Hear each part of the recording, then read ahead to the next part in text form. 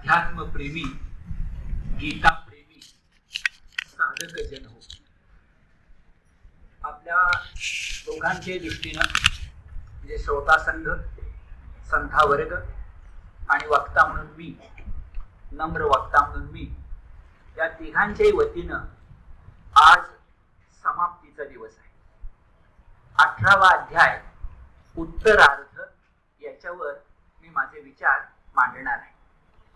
जी भूमिका सुरुवातीला अगदी तारीख सांगायची तर नोव्हेंबरमध्ये 3 नोव्हेंबरला मी मांडली होती. आजचं प्रवचन हे 23वे प्रवचन आहे. 3 नोव्हेंबरला सुरुवात झाली.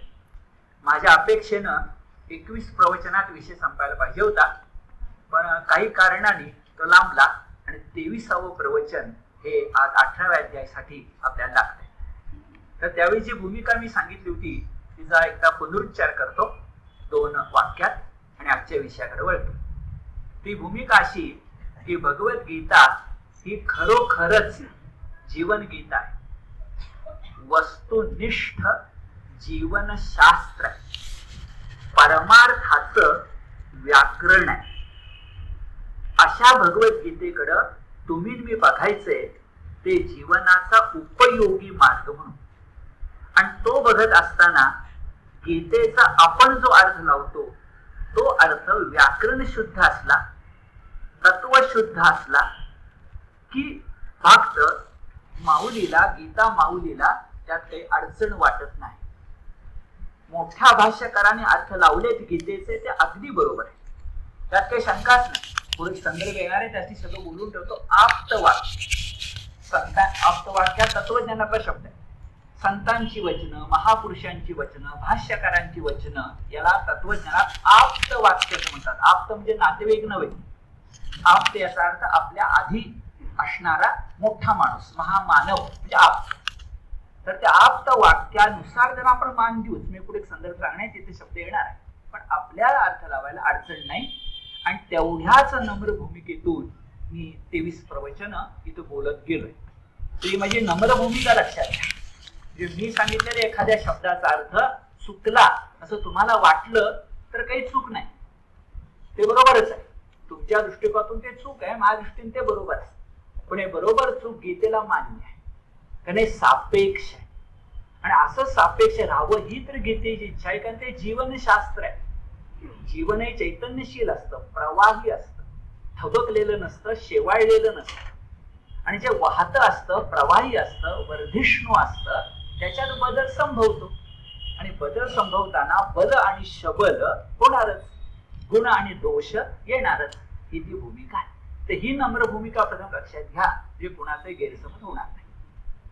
18वा अध्याय कलशाध्याय, कळसाचा अध्याय.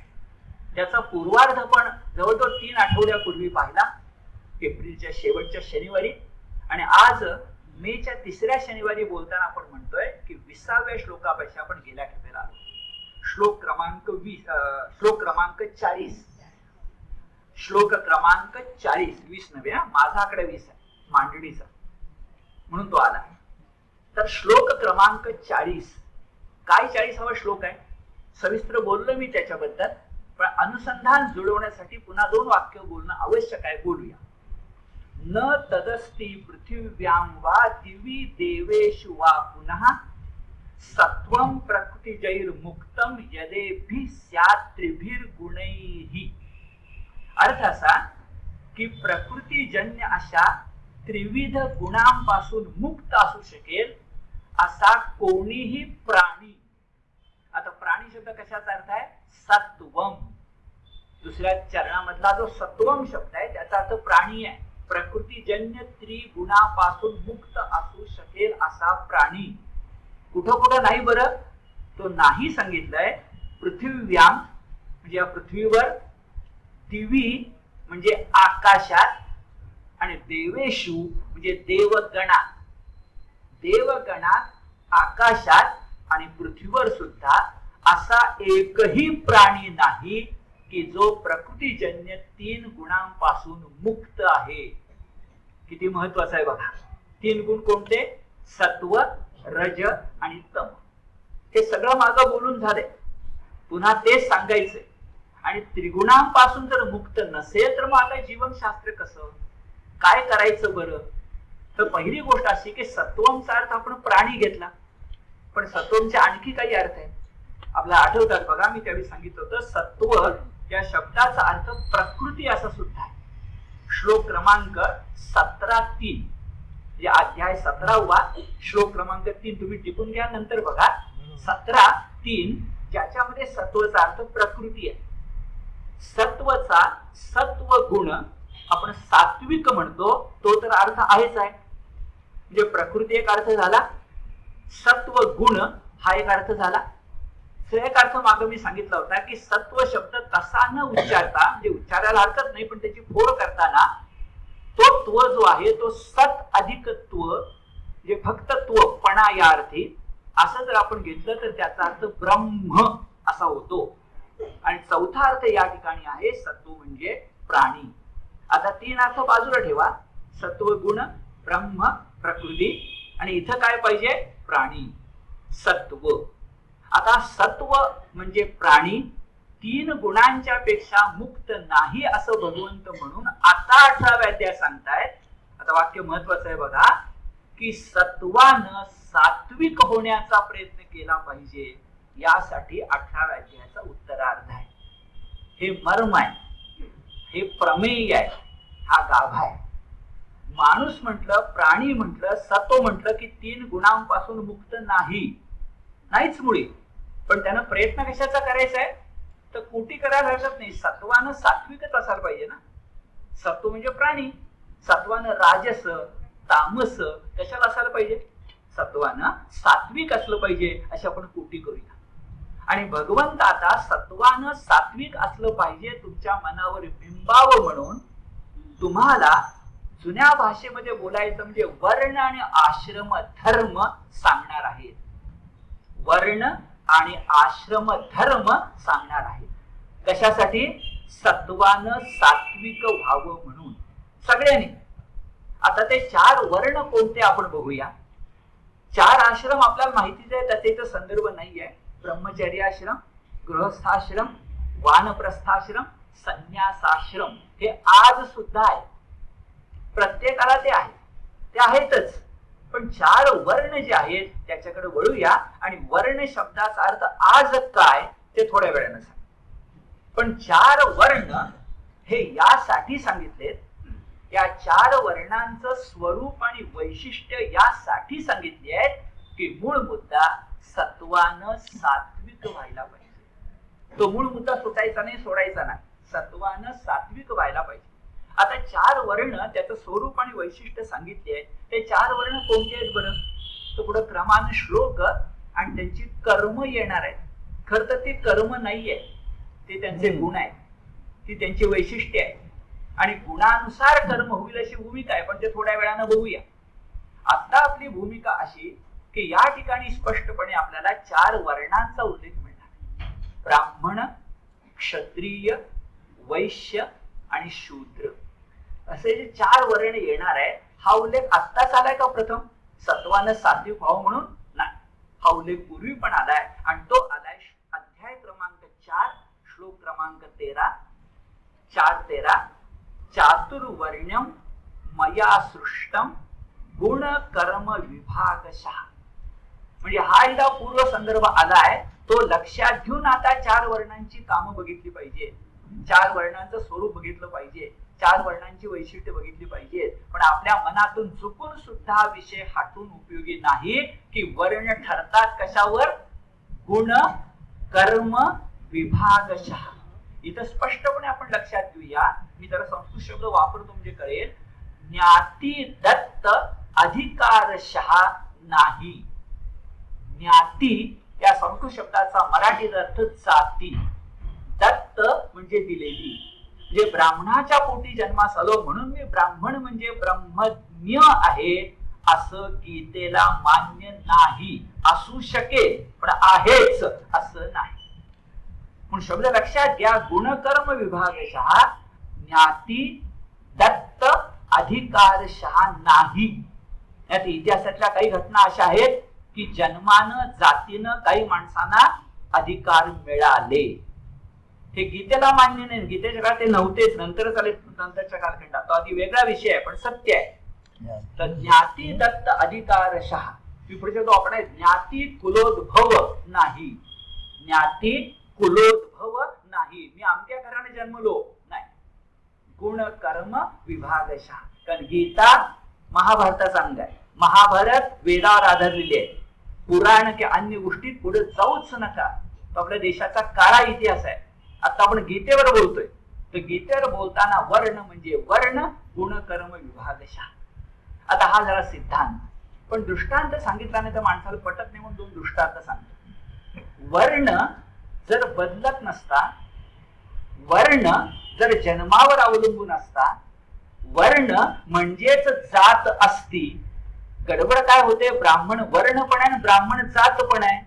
पण क्षत्रिय वर्ण आणि जाती 100 आहे, तर तिथं गडबड होतच नाही. गडबड होते ब्राह्मणात, तर ब्राह्मण वर्ण पण आहे आणि ब्राह्मण वर्ग पण आहे, जात पण आहे.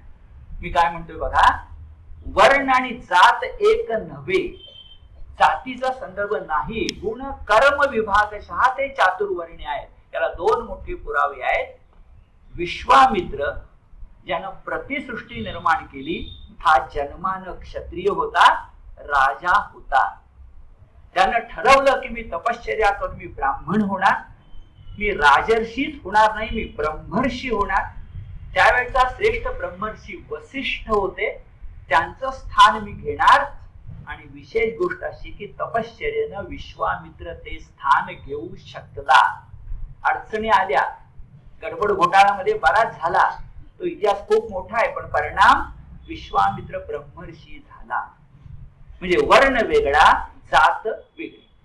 दुसरं उदाहरण असं, जाबाल म्हणून आहे. त्या जाबाल हा मुलगा होता. ऋषींना भेटायला गेला तर ऋषींची पद्धत अशी होती की तुझं घराणं कुठलं, आई कोण, वडील कोण, विचारायचे. हे सगळं कळावं म्हणून सांगतो. संध्येमध्ये आपण पाठ करतो, मी अमुक कुळात जन्मलो, माझा अमुक शर्मा अंभो गुरु अभिवादयामी, असा तो मंत्र आहे, मागे सगळं सांगायचं असतं. तसं जाबालाला विचारलं तुझं घराणं कुठलं, आई वडील कोण, कुठून आलास, तर जाबाल म्हणाला मला काही माहिती नाही.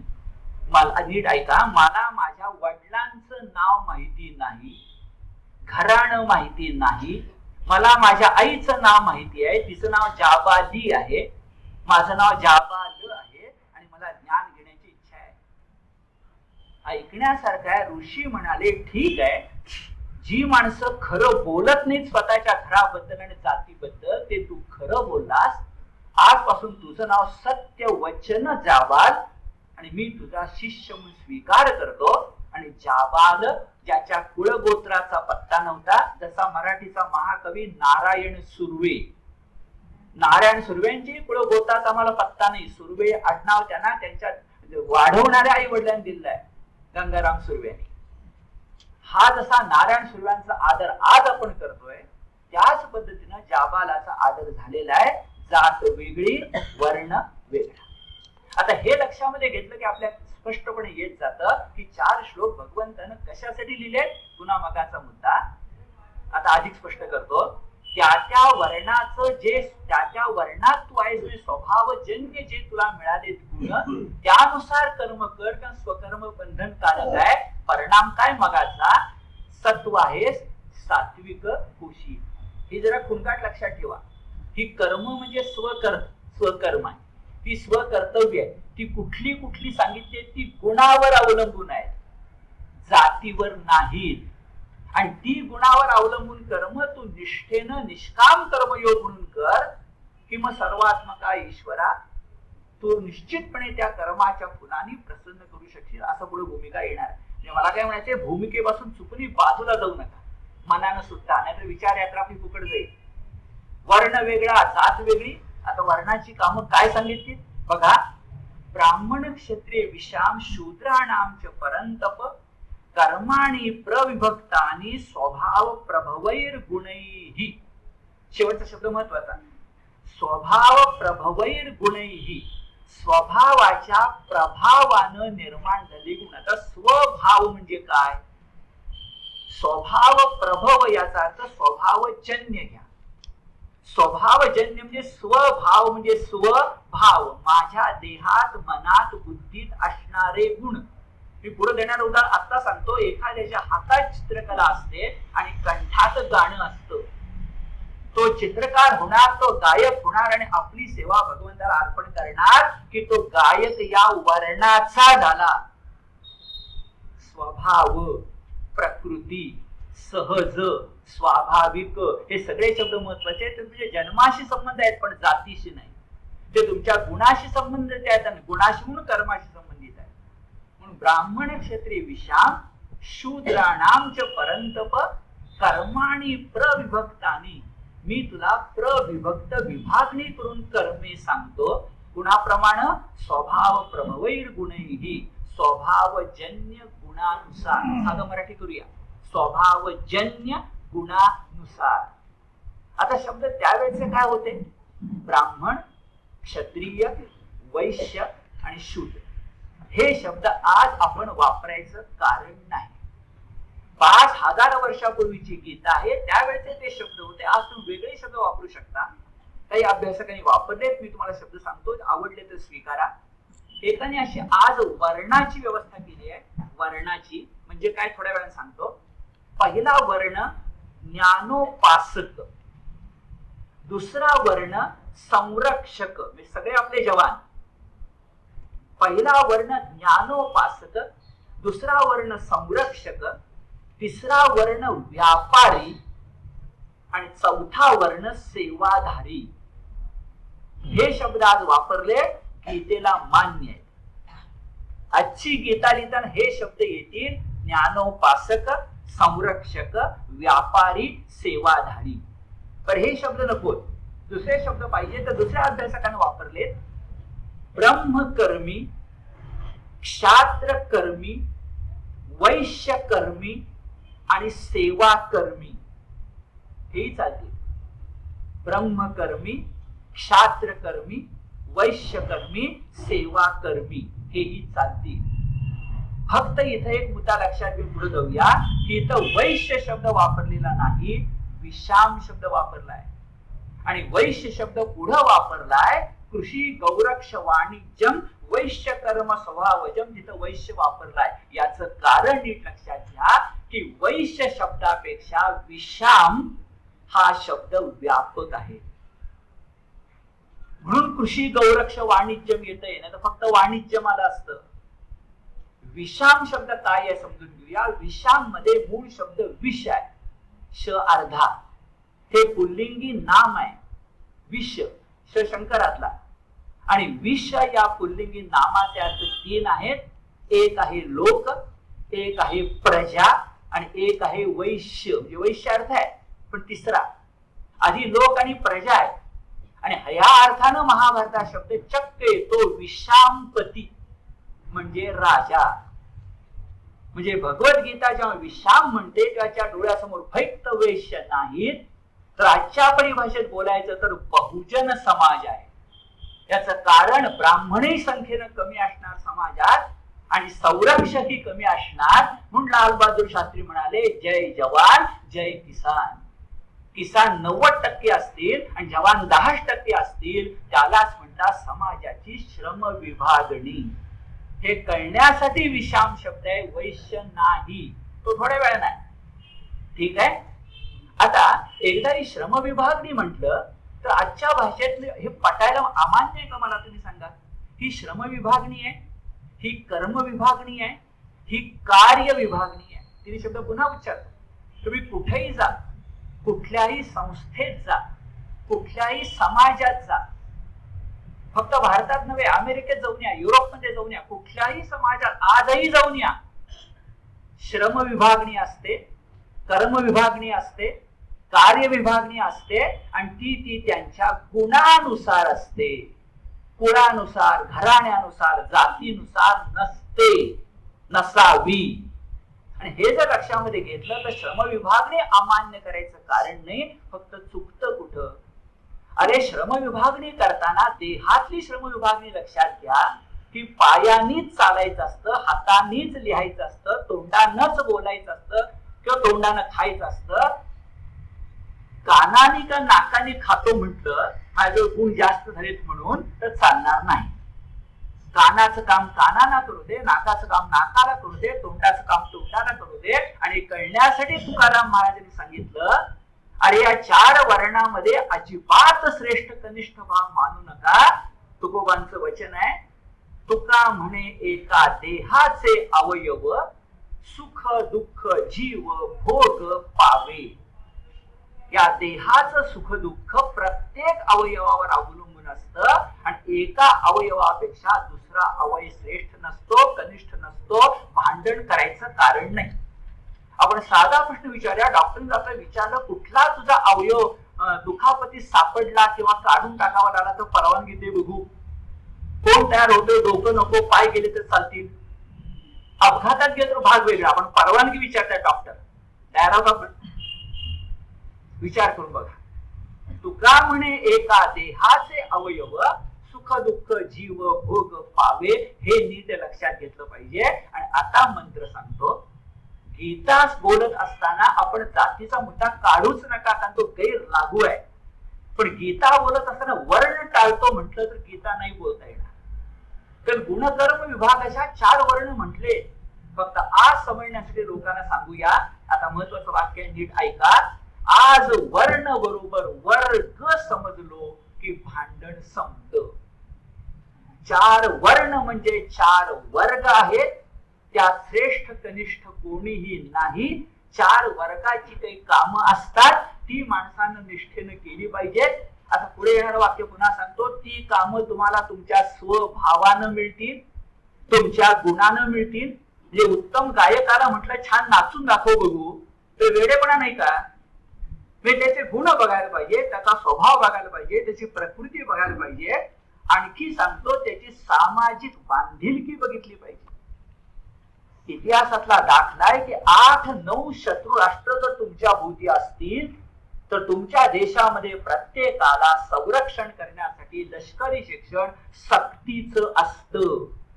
तिथं प्राध्यापक लेखणी चालवत नाही, बंदूकही चालवायला शिकतो. हे समाजाने दिलेलं काम जगाच्या इतिहासात आज आहे.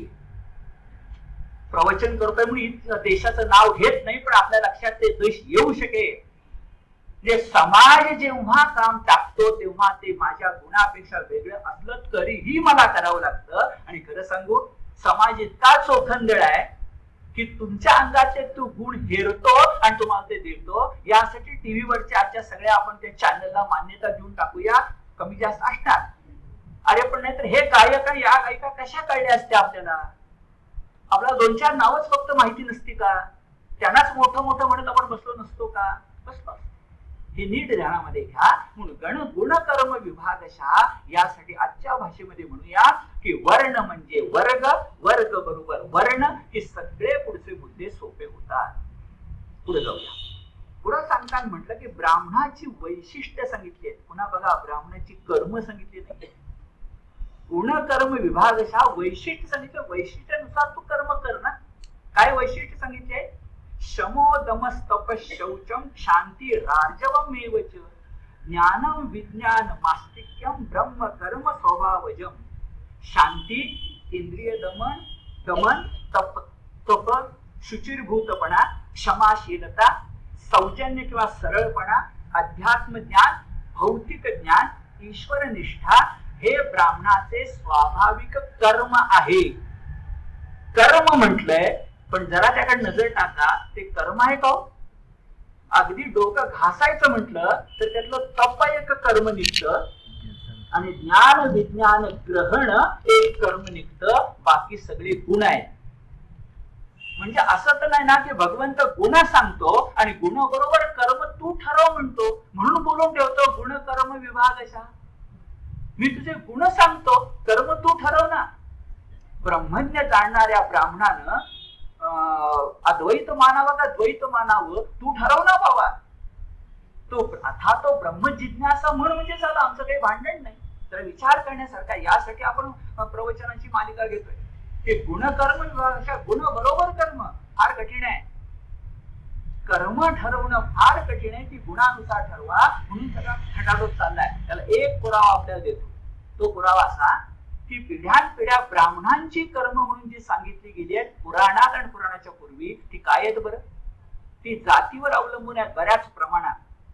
काय आहे? अध्ययन, अध्यापन, यजन, याजन, दान, प्रतिग्रह. ही ब्राह्मणांची कर्म सांगितलेली नाही आहेत का? मला सांगा, ती कुठे आहे? ती इथं नाही आहे. कारण ती जी कर्म सांगितली गेली आहे ती कर्म अध्ययन अध्यापन करायला बुद्धी लागते, पण ती कर्म नंतरच्या कालखंडात आली आहेत. भगवंत कर्म सांगताना तुम्हाला मोजून वहीमध्ये लिहून देत नाही आमकी आमकी कर्म कर म्हणून. तो इतका व्यापकपणे बोलतो, हे गुण अंगी बाणव व्हावा की गुणानुसार कर्म. शेवटी तुम्हाला मी विनोबांचं वाक्य सांगणार आहे, आता बोलून ठेवतो म्हणजे गैरसमज कोणाला होणार नाही. गुण कर्म गुण सुद्धा उत्क्रांतीनं बदलता येतात. क्रांती होत नाही जगात, आपल्यात तर होत नाही, आणि झालं तरी ती क्रांती आपली पोरं खाऊन टाकते. थोड्या वेळाने बोलतो, क्रमानं बोलू द्या मला. तर गुण सुद्धा बदलता येतात, मग कर्म नाही बदलणार? मी उदाहरण सांगतो ना आपल्याला नंतर. आता मूळ मुद्दा असा की ब्राह्मणांची कर्म सांगितले, ब्राह्मणांचे गुण सांगितले. आणि खरं सांगू, क्षत्रियांचे पण गुणच सांगितले. वैश्यांची कर्म सांगितली म्हणतात, पण त्याला गुणच लागतात. आपल्या घरात जर कोणी शेती करत असेल तर शेती करायला काय लागतं जरा आठवा. नगरात बसून शेती होत नाही. मला, मी वाडा नगरला होतो, तिथं वाक्य माहिती आहे, साहेब कोंबड्या पाळायच्या म्हटलं तर कोंबडी सारखं व्हावं लागतं, तर कोंबड्या पाळता येतात. तर विचार करा, तिथे गुण लागतो. हे जर आपण ध्यानामध्ये घेतलं आणि पुढे तर परिचर्या म्हटले, सेवा. आज आयटीचं जे प्रस्थ आहे आपल्याकडे, काय हो, सरकारने आमच्यात काय बसवलंय? सेवा कर. जे सेवा कमी आहे, सेवा वजा करून बघा तुम्ही जगात काय उरत. शेतकरी वजा करा बघू, तुम्हाला पोटाला कोण घालतो? म्हणून मग पुन्हा लक्षामध्ये घ्या, जास्त बोला नको, वेळ आपल्याशी मर्यादित आहे. तू का म्हणे एका देहाचे अवयव, सुख दुःख जीव भोग पावे. आपण क्षत्रियांचे सगळे गुण बघा, शौर्य, तेजस्विता, मनोधैर्य, दक्षता, युद्धातून पळून न जाणं, हे फार महत्वाचं आहे. वार व्हायचा तो छातीवर व्हायला पाहिजे, पाठीवर नाही. आता महाभारतातली विदुला राणी आपल्या मुलाला परत पाठवते. उदाहरण आहे, युद्धे च अपि अपलायनम, पलायनम नव्हे, अपलायनम. पुढे सांगितलंय वैश्यांची कामं काय का बरं? कृषी, गौरक्ष, वाणिज्यम, स्वभावजम. इथं नजर ठेवा. आता वैश्याला फक्त वाणिज्य लागतं, आणि कृषी आणि गौरक्ष म्हणजे शेतकी, शेती आणि पशुपालन यात आपला बहुजन समाज गुंतलेला आहे. कृषी जेव्हा कमी पडते तर दुधाचा आधार मिळतो. पुन्हा एकदाच उल्लेख करतो, वाणानगर मध्ये असं घडलं, साखर कारखाना अडचणीत यायला लागल्यानंतर दूध डेअरी जोमात चालायला लागली. शेतकऱ्याच्या हातात पैसे खेळायला लागले, कारण ऊसाचा दर कमी झाला. म्हणजे कृषीला गौरक्ष जर असेल तर उपयोग होतो. याची उदाहरणं मी पाहिली आहेत 35-40 वर्षात. कृषी, गौरक्ष, वाणिज्यम, वैश्यकरण, स्वभावजम, परिचर्यात्मकम.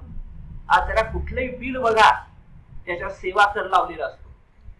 आणि सरकार परमेश्वरासारखं असल्यामुळे त्याच्या हात सगळीकडे पोहोचतात. हॉटेलमध्ये खाल्लं तरी आणि सीएला भेटलात तरी सेवा कर लागली. परिचर्यात्मकम. तर परिचर्यात्मकम कर्म शूद्रस्यापि स्वभावजम. आता नीट नजर टाका, 5 किंवा 4 श्लोकामध्ये स्वभावजम शब्द 4 वेळा आहे. स्वभावजम, स्वभावजम, स्वभावजम, स्वभावजम. काय आहे स्वभाव? हा स्वभाव म्हणजे स्वकर्म आहे. थोड्या वेळाने सांगणार आहे. तो तुझा धर्म आहे, ते तुझं वर्ण कर्म आहे, वगैरे वगैरे. याकडे थोड्या वेळाने आपण जाऊया.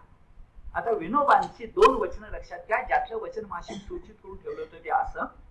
पहिली गोष्ट अशी की भगवद्गीतेवर किंवा ज्ञानेश्वरीवर आक्षेप घेणारे काही माणसं सगळी गीता वाचतच नाही, ज्ञानेश्वरी वाचत नाही, 2-4 ओळ्यामधल्या घेतात, त्यात असे काहीतरी शब्द येतात आणि तेवढ्यानं सगळा ग्रंथ बाद करायला निघतात. त्याला विनोबा काय सांगतात ते नीट लक्षात घेऊया की भगवद्गीतेमध्ये चातुर्वर्ण्याला स्थान काय. विनोबा म्हणतात चातुर्वर्णी शब्द फक्त 2दा आलाय, 4थ्या अध्यायामध्ये 4:13 आणि आता. विनोबांचं वाक्य असं आहे की चातुर्वर्ण्याची कल्पना गीता मांडते, पण गीतेच्या योजनेत तिला स्वतंत्र महत्व नाही. म्हणजे काय ते थोड्या वेळाने सांगतो. स्वतंत्र महत्व नाही चातुर्वर्ण्याला. म्हणजे कसं, गीतेचे 72 विषय सांगितले, विनोबांनी 60 अधिकरण केली. त्या 7 अधिकरणात चातुर्वर्ण्य हे एक अधिकरण आहे का बघा, शोधून जरा तुम्ही. अधिकरण तत्वज्ञानाची आहेत. गीता तत्वज्ञानाचं आहे. चातुर्वर्ण्य हे उदाहरण आहे, दृष्टांत आहे, सिद्धांत नाही. पहिलं वाक्य लक्षात घ्या. गीतेच्या योजने स्वतंत्र महत्व नाही. कशावरून? 2 गोष्टी आहेत. इथं जे 4 वर्ण सांगितले त्याच्या आधीचा श्लोक काय आपण बघितला? सत्वम प्रकृतिजैर्मुक्तम यदेभिस्यात् त्रिभिर्गुणैः. तो कुठेही सापडत नाही. म्हणजे त्रिगुणाचं विवेचन करताना अनुषंगानं 4 वर्णाचे गुण आणि कर्म सांगितली आहेत. अनुषंगानं, बाय प्रॉडक्ट. नीट लक्षामध्ये घेऊया. ते स्वतंत्र महत्व नाही आहे चातुर्वर्ण्याला या ठिकाणी. त्रिगुणाचं वर्णन करताना त्रिगुण माणसाला कसे बाधतात का त्रिगुणाच्या बाहेर माणूस जाऊ शकत नाही सांगताना अनुषंगाने 4 वर्णाचं गुण आणि कर्म सांगितलंय. 1 आणि जरा आठवा, 4थ्या अध्यायामध्ये 13व्या श्लोकामध्ये चातुर्वर्ण्यम मया सृष्टम गुणकर्म विभागशः या श्लोकाचा रोख काय आहे? तर भगवंताचं अकर्तृत्व सांगण्याचं आहे. आणि भगवंताचं अकर्तृत्व तुमच्या माझ्या मनावर ठसण्यासाठी म्हटलंय. अरे जगामध्ये जे चातुर्वर्ण तुला दिसतं ते मी निर्माण करतो, पण मी निर्माण केलं नाही. कारण भगवंत सगळं निर्माण करतो, स्वतः त्याला चिपटत नाही. म्हणजे भगवंताचं अकर्तृत्व मनावर ठसविण्यासाठी चातुर्वर्ण्य मया सृष्टम गुणकर्म विभागशः असा उल्लेख तिथं आणि गुणकर्म विभागशः इथं. 700 श्लोकामध्ये 5 श्लोकाच्या 4 श्लोकात आलेला विषय दृष्टांत वाचक आहे, सिद्धांत वाचक नाही. हा काही स्थितप्रज्ञ नव्हे, जीवनमुक्त नव्हे, गुणातीत नव्हे, पुढे पुढे येणाऱ्या ज्ञानी भक्त म्हणजे ज्ञाननिष्ठही नव्हे. हा मुद्दा विनोबांचा अत्यंत महत्त्वाचा. आणि विनोबांचा शेवटचा मुद्दा महत्त्वाचा सांगेन म्हटलं तो असा. मी जरा पृष्ठ क्रमांक सांगतो, आपण जरा बघा. विनोबांची आणि त्याचा माझ्या मनावर फार प्रभाव आहे. गीतेवरची 7 पुस्तकं आहेत. त्या 7 पुस्तकामध्ये गीता ही चिंतनिका नावाचे फार छान पुस्तक आहे. त्या चिंतनिकेमध्ये पृष्ठ क्रमांक 216 हे लिहूनच घ्या, जाऊन वाचा. पृष्ठ क्रमांक 216 वर त्यांनी म्हटलंय, गुणांच्या उत्क्रांतीने वर्ण धर्म कंसात वर्ण कर्म पालटण्याची जरूर शक्यता आहे. वर्ण धर्म, वर्ण कर्म. आता आपला शब्द घालूया, वर्ग कर्म. ज्ञानोपासक, संरक्षक वगैरे वर्ग कर्म पालटण्याची शक्यता आहे. कशानं? गुणांच्या उत्क्रांतीनं. आता प्रत्यक्ष पाहिलेलं घडलेलं तुम्हाला पटकन पडायचं उदाहरण सांगतो. महाविद्यालयामध्ये जे प्राध्यापक असतात त्या प्राध्यापकांच्या पासून घंटा देण्यापर्यंत किंवा प्रयोगशाळेमध्ये मदत करण्यापर्यंत 4 वर्ण आपल्याला 4 वर्ग दिसतातच.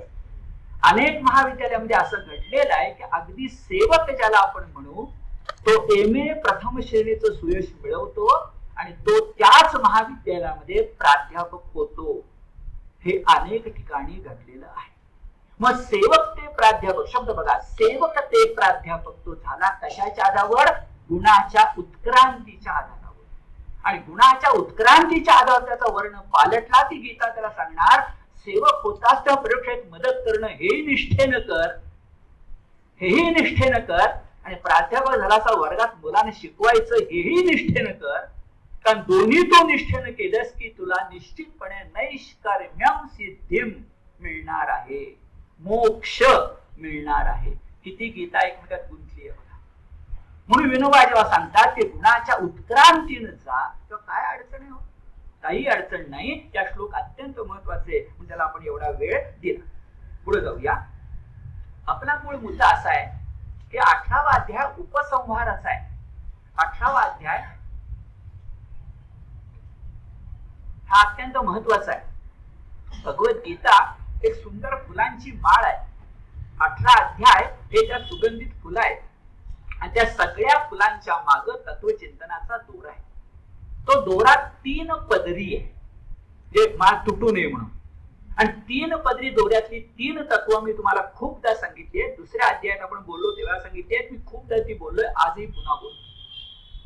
त्या 3 तत्वांच्या त्रिपदरी दोऱ्यावर सगळी भगवद्गीतेची फुलं 18 अध्यायाची विणलेली आहेत. पहिला दोरा आत्म्याची अमरता आणि अखंडता. दुसरा दोरा देह स्थितीची, जे माझा 3.5 हा देह, देहस्थितीची गौणता आणि क्षणभंगुरता. गौणता कुणाच्या तुलनेनं? जो क्षेत्रज्ञ आहे त्याच्या तुलनेनं क्षेत्राची.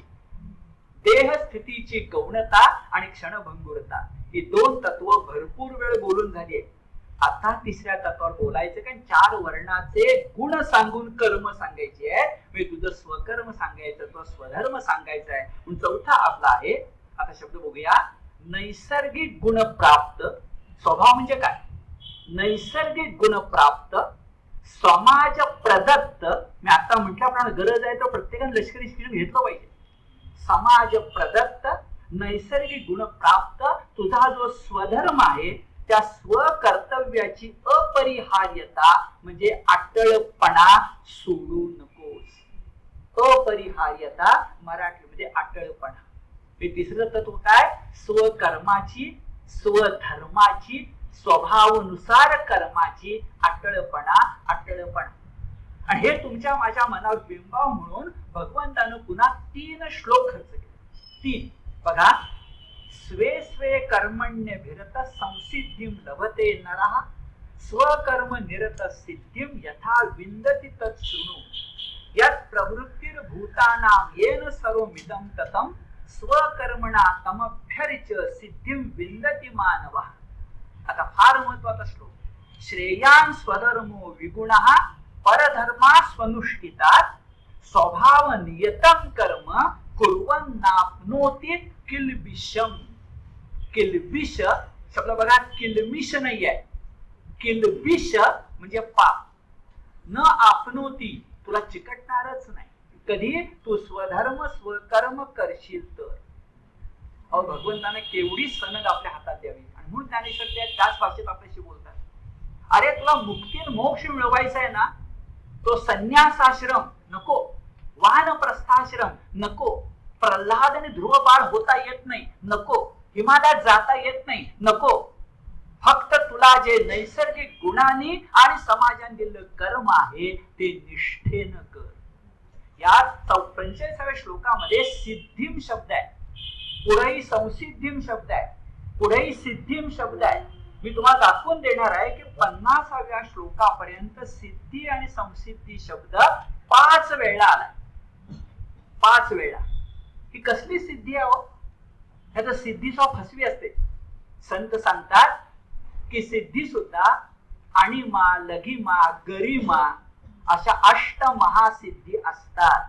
आणि त्या संत सांगतात, ज्ञानदेव म्हणतात की मोक्षाच्या वाटेत वाट मारी करतात. मनकवडेपणा, दुसऱ्याच्या मनातलं कळणं, भविष्य जाणणं, या गोष्टी आहेत. त्याही सिद्धी आहे. त्याच्याबद्दल गीता बोलतीये नाही. गीता सिद्धीबद्दल बोलतीये, एका शब्दात मोक्षाबद्दल बोलतीये. जसं मगाशी मी सांगितलं वर्ण बरोबर वर्ग, तसं सिद्धी बरोबर मोक्ष. फक्त तो मोक्ष निष्काम कर्मानं आहे, फलसन्यासानं आहे, नुसता संन्यासेन अधिगच्छती नाही. पुढे येणार आहे संन्यासेन अधिगच्छती. काहींना वाटतं चला मिळाला आपल्याला संन्यास संन्यास संन्यास. नाही, संन्यासा मागं फलसन्यास शब्द आहे, कर्म संन्यास नाही. थोड्या वेळाने येईल त्यावेळी बोलूया. पण या श्लोकामध्ये म्हटलं, अरे माणसा तू स्वतःच्या कर्मामध्ये अभिरत राहा. किती छान शब्द आहे. रत म्हणजे रममाण.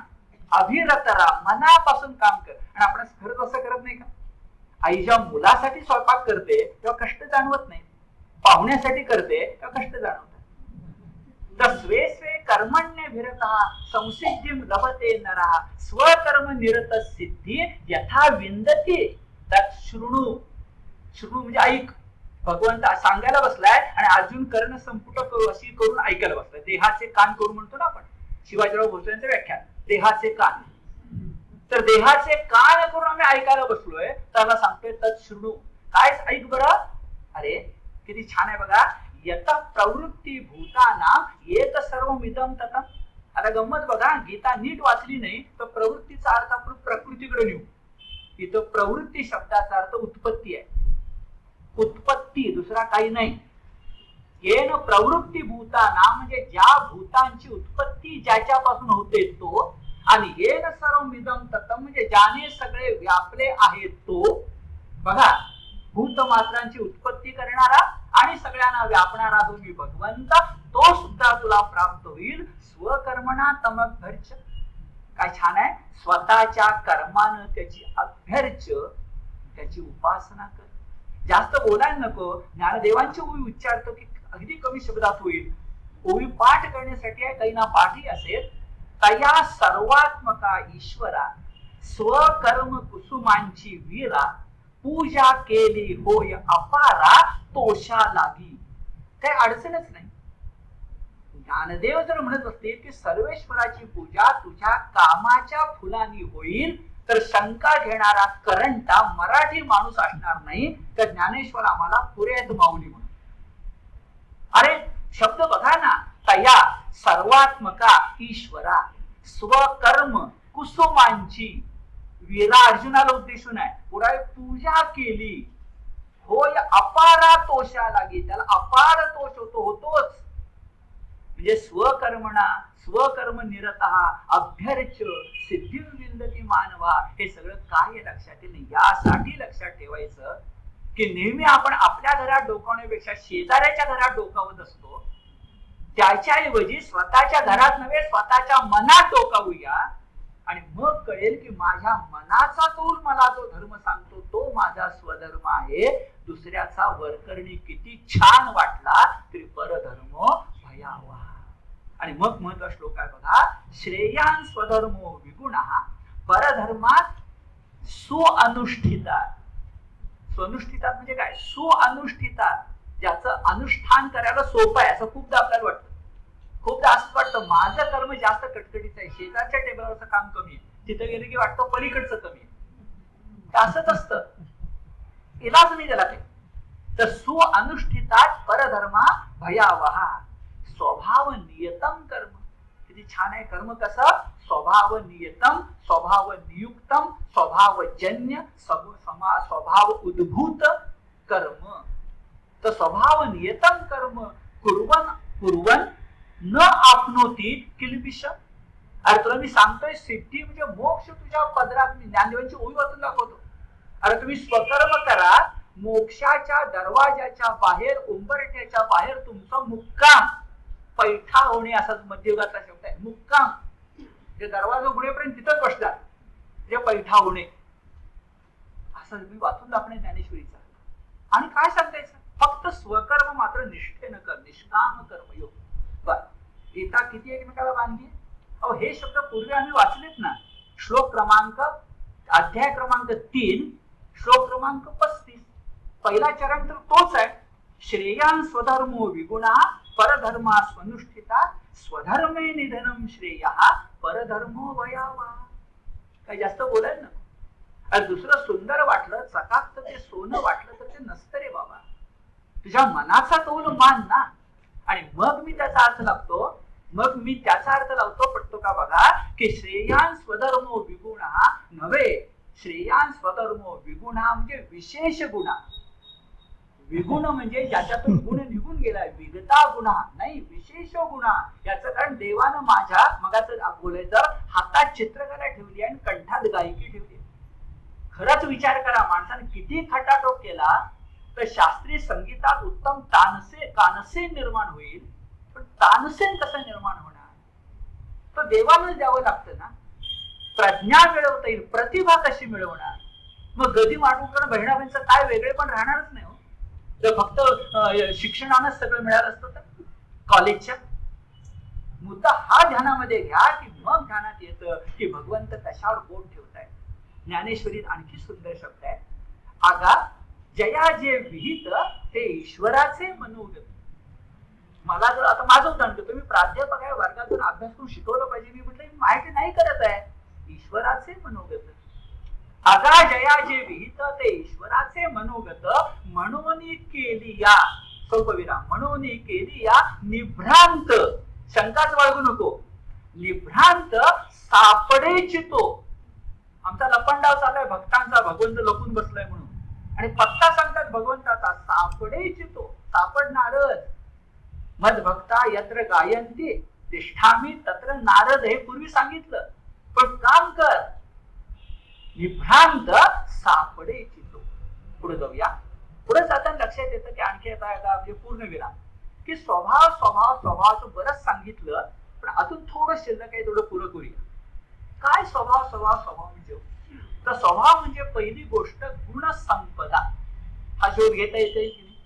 आज आपल्याला माहिती आहे की मुलं भाग्यवान आहेत, त्यांचे पालकही भाग्यवान आहेत, की आपल्या मुलाला कुठल्या साईडला घालायचं हे ठरवण्याच्या आधी काही चांगल्या माणसांची मदत घेऊन आपल्या मुलाची आवड कशात आहे हे आपण शोधू शकतो. माझ्या पिढीत, माझ्या मागच्या पिढीत किंवा माझ्या थोड्या पुढच्या पिढीत ते नव्हतं. ज्याला जास्त चांगली नोकरी झटकन मिळेल तिकडे जायचं, आयुष्यभर नावडणारा व्यवसाय करत राहायचा, छंद म्हणून काहीतरी करत राहायचं, निवृत्तीनंतर तो वाढवायचा. ही शोकांतिका माझ्या पिढीची झालेली आहे. भगवंत म्हणतात तू स्वभाव ओळख, जे गुणसंपदा ओळख. मग स्वभाव म्हणजे गुणसंपदा. आणखी काय? मग सांगितलेली कर्म विभागणी. आणखी काय? सामाजिक दायित्व. सामाजिक दायित्व. आणखी काय? मगाचं वर्ग व्यवस्था.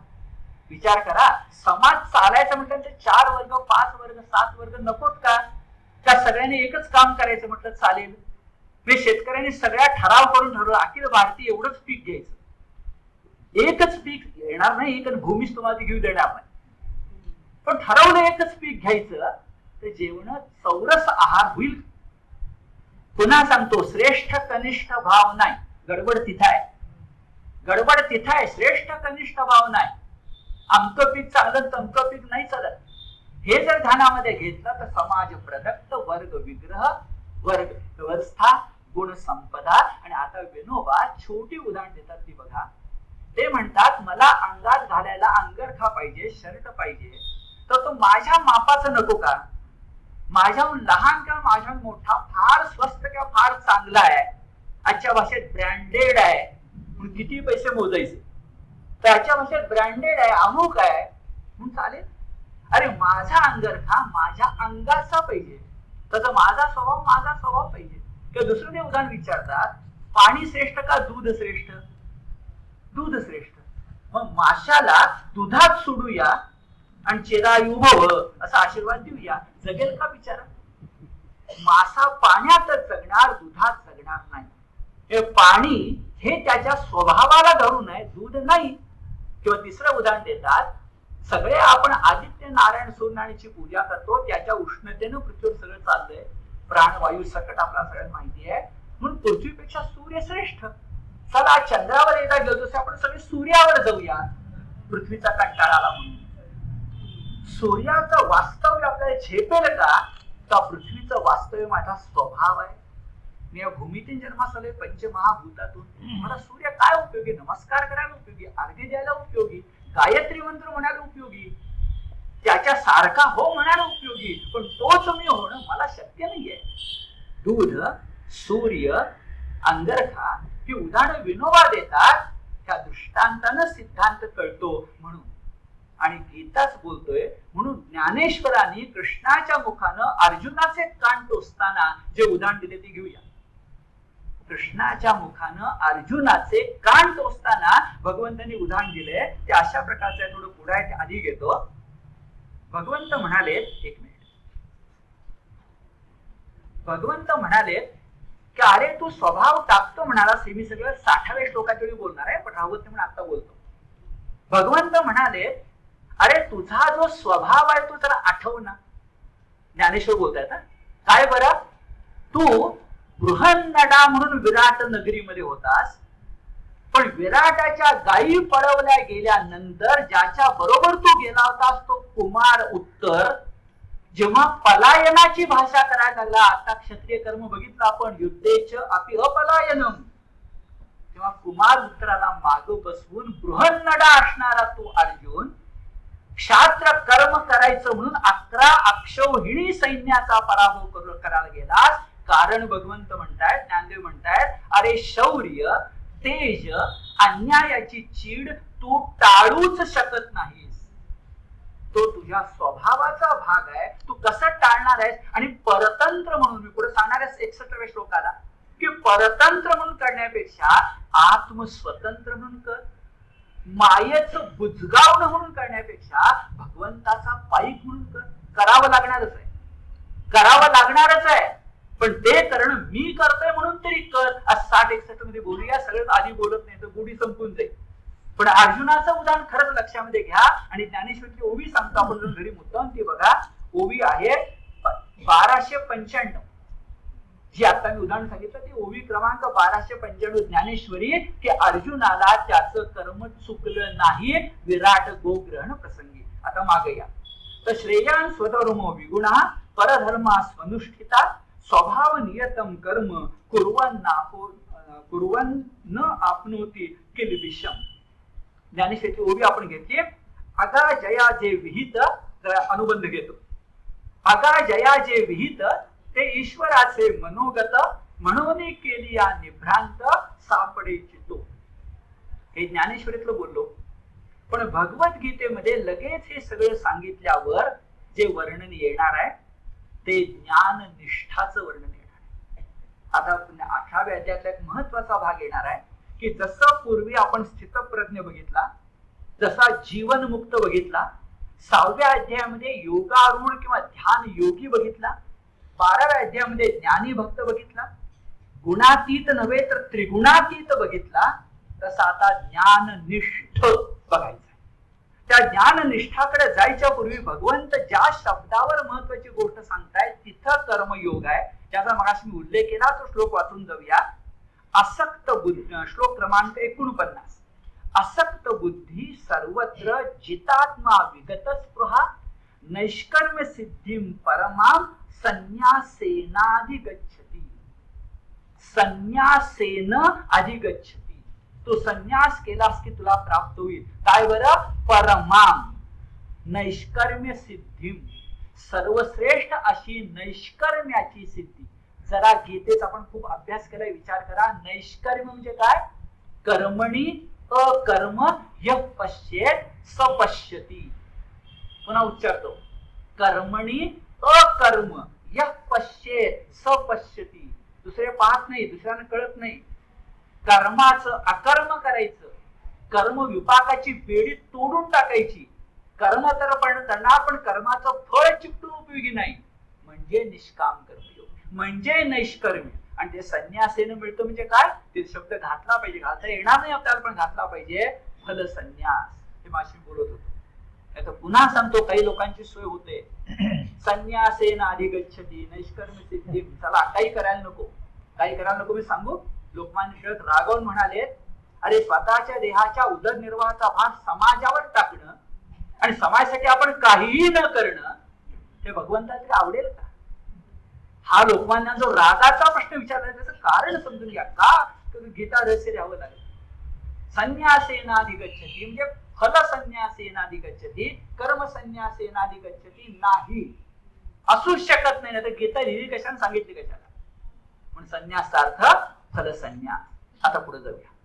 आता पुढे सांगणार आहे की हे जर तुला प्राप्त करायचं असेल तर तुला ब्रह्म म्हणजे नैष्कर्म्य सिद्धी प्राप्त व्हायला पाहिजे. आणि ब्रह्म कुठल्या मार्गाने प्राप्त होतं? श्लोक क्रमांक 50 मधला शेवटचं पद बघा. निष्ठा ज्ञानस्य या परा. तुला आता मी परा म्हणजे श्रेष्ठ दर्जाची, एक ज्ञानाची म्हणजे आत्मज्ञानाची निष्ठा सांगतो.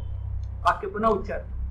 भगवंत म्हणतात अर्जुनाला, तुला आता मी ज्ञान म्हणजे आत्मज्ञानाची एक परमोच्च निष्ठा सांगतो, जेणे तुला नैष्कर्म्य सिद्धी म्हणजेच ब्रह्म, तर सिद्धी म्हणजे ब्रह्म, मोक्ष मिळेल. सगळा श्लोक बघा. सिद्धिं प्राप्तो यथा, तिथं स्वविराम समजायचा. सिद्धी सगळी मागे सांगितली, नैष्कर्म्य सिद्धी. सिद्धिं प्राप्तो यथा, तुला सिद्धी प्राप्त झाली, नैष्कर्म्य सिद्धी झाली, पण अजून ब्रह्म मिळायचंय. तू चतुर्दशीचा चंद्र झालास, पण अजून पौर्णिमेचा चंद्र व्हायचा. तर ती जी कला आहे ती कला मिळवण्यासाठी ब्रह्म म्हणजे ज्ञान निष्ठा पाहिजे. किती महत्वाचं आहे बघा. जी गीता कर्म कर्म कर्म बोलते ती गीता ज्ञानात मोक्ष या वेद वचनाच्या विरुद्ध नाही. फक्त ते ज्ञान कर्मासाठी वापर, फुकट घालवू नको. ज्ञाननिष्ठ, ज्ञाननिष्ठ हा शब्द इथं आहे. जसं त्रिगुणातीत होता, 5व्या अध्यायामध्ये मुक्त होता, त्याला पण जीवन मुक्त म्हटलं. तसा शब्द जोडा की ज्ञाननिष्ठ होतो. आणि त्या ज्ञाननिष्ठाची 7 लक्षणं आहेत, त्यात सप्तधारा आहे. त्या सप्तधारा दाखवताना मी आपल्याला असं दाखवून देतो, गीतेमध्ये केवढी योजकता आहे की त्या 7 धारेमध्ये पुन्हा ध्यान योग आहे, पुन्हा भक्ती योग आहे, पुन्हा कर्म योग आहे आणि सप्तधारा आहे. ही ज्ञान निष्ठाची लक्षणं सगळी मागचीच आहे. स्थितप्रज्ञ वगैरे वगैरे सगळी तीच आहे. गीतेला पुनरुक्ती करावी लागते, पण ती 7 लक्षणं आता क्रमाने येणार आहे. इथे एक वाक्याचं लक्षात घेऊया. समजा तुम्ही ज्ञाननिष्ठ झालात तर तुम्हाला ब्रह्म प्राप्ती होईल, आणि ज्ञान निष्ठा मिळवण्यासाठी स्वधर्माचं स्वकर्माचं पर्व नंतर मी सांगणार आहे. हा पुढचा धागा आहे. आता काय होईल, मगाशी स्वकर्म बोललात, पुढं स्वकर्म बोलताय आणि मध्ये ज्ञाननिष्ठ पांडुळासारखं आल्यागत वाटेल. संन्यासेन म्हणजे जर फलसन्यासेन तर ज्ञाननिष्ठ सुद्धा कशासाठी दाखवून देतो मी आपल्याला, कर्मयोगासाठीच. कर्म म्हणजे निष्काम, निष्काम कर्मयोगासाठी. आता ज्ञाननिष्ठाची 7 लक्षणं कोणती? श्लोकातले फक्त पहिले 2-2 शब्द बघत जायचं की एक एक लक्षण सापडत. श्लोक क्रमांकाने हा गीतेचा संदेश आहे. श्लोक क्रमांक 51 बघा. पहिले 2 शब्द आहेत, बुद्ध्या विशुद्धया. तू तुझी बुद्धी विशुद्ध कर की तुला ज्ञाननिष्ठा मिळणार, तू ज्ञाननिष्ठ होणार, ज्ञाननिष्ठाचं लक्षण मिळणार. इथं थोडं समजून घ्या, बुद्धी हे सुद्धा करण आहे, साधन आहे. माणसाला बुद्धी लाभली आहे, पशुला लाभलेली नाही. पण त्या बुद्धीचा उपयोग रावण होण्यासाठी करायचा नाही, राम होण्यासाठी करायचा आहे. म्हणजे बुद्धी विशुद्ध पाहिजे तर ज्ञाननिष्ठ होशील. नाही तर रावणाला 10 तोंड होती, म्हणजे 10 तोंड नव्हती. वेद तो 10 प्रकारे म्हणू शकत होता, हे आपल्याला माहिती आहे ना. पण त्याची बुद्धी विशुद्ध नव्हती म्हणून तो ज्ञाननिष्ठ नव्हता. म्हणजे बुद्धी हे करण आहे. करण शब्द आपण कुठं वापरतो? अंतःकरण मध्ये फक्त वापरतो, बाकी करण आपल्याला माहितीच नाही. अंतःकरण, तसं बुद्धी करण आहे आणि त्या बुद्धीचं शोधन करावं लागतं. म्हणून पहिला गुण बुद्धी विशुद्ध पाहिजे. दुसरा गुण 52 मध्ये बघा, ध्यान योग परो नित्यम. भगवद्गीता 6व्या अध्यायाला खर्च करून ध्यान योगाचं जे कौतुक करते ते इथेही सोडत नाहीये की तो ध्यान योग पर पाहिजेस, हरिभक्त परायण. तसं ध्यान योग पर पाहिजेस आणि मधून मधून नव्हे, नित्यम. जे ध्यान योग तुला जमला पाहिजे, तुझी बुद्धी विशुद्ध पाहिजे. आणखी काय पाहिजे? आणखी पुढे सांगितलंय की बाबा तू काय केलं पाहिजेस, तर तू दैवी संपद मिळवली पाहिजेस आणि आसुर संपद टाकली पाहिजेस. अध्याय क्रमांक 16. किती अनुबंध आहे बघा. ते सगळे दुर्गुण ओळीनं सांगितले. पुन्हा अहंकार, श्लोक क्रमांक 53.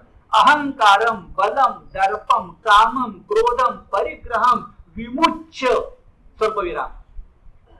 आसुरी संपत टाकून निर्मम, आता दैवी 2च, निर्मम ममता राहील. आणि सर्वतोपरी एक गुण सांगितला की सगळी दैवी संपत तुम्हाला मिळते, ती म्हणजे शांतो, शांत. याचं मोठं उदाहरण सांगतो. मोरोपंत एकनाथांना वंदन करताना एकच शब्द मोरोपंत एकनाथांना वंदन करताना एकच शब्द वापरतात, शांती जलधी. मनशांतीचा सागर म्हणजे एकनाथ.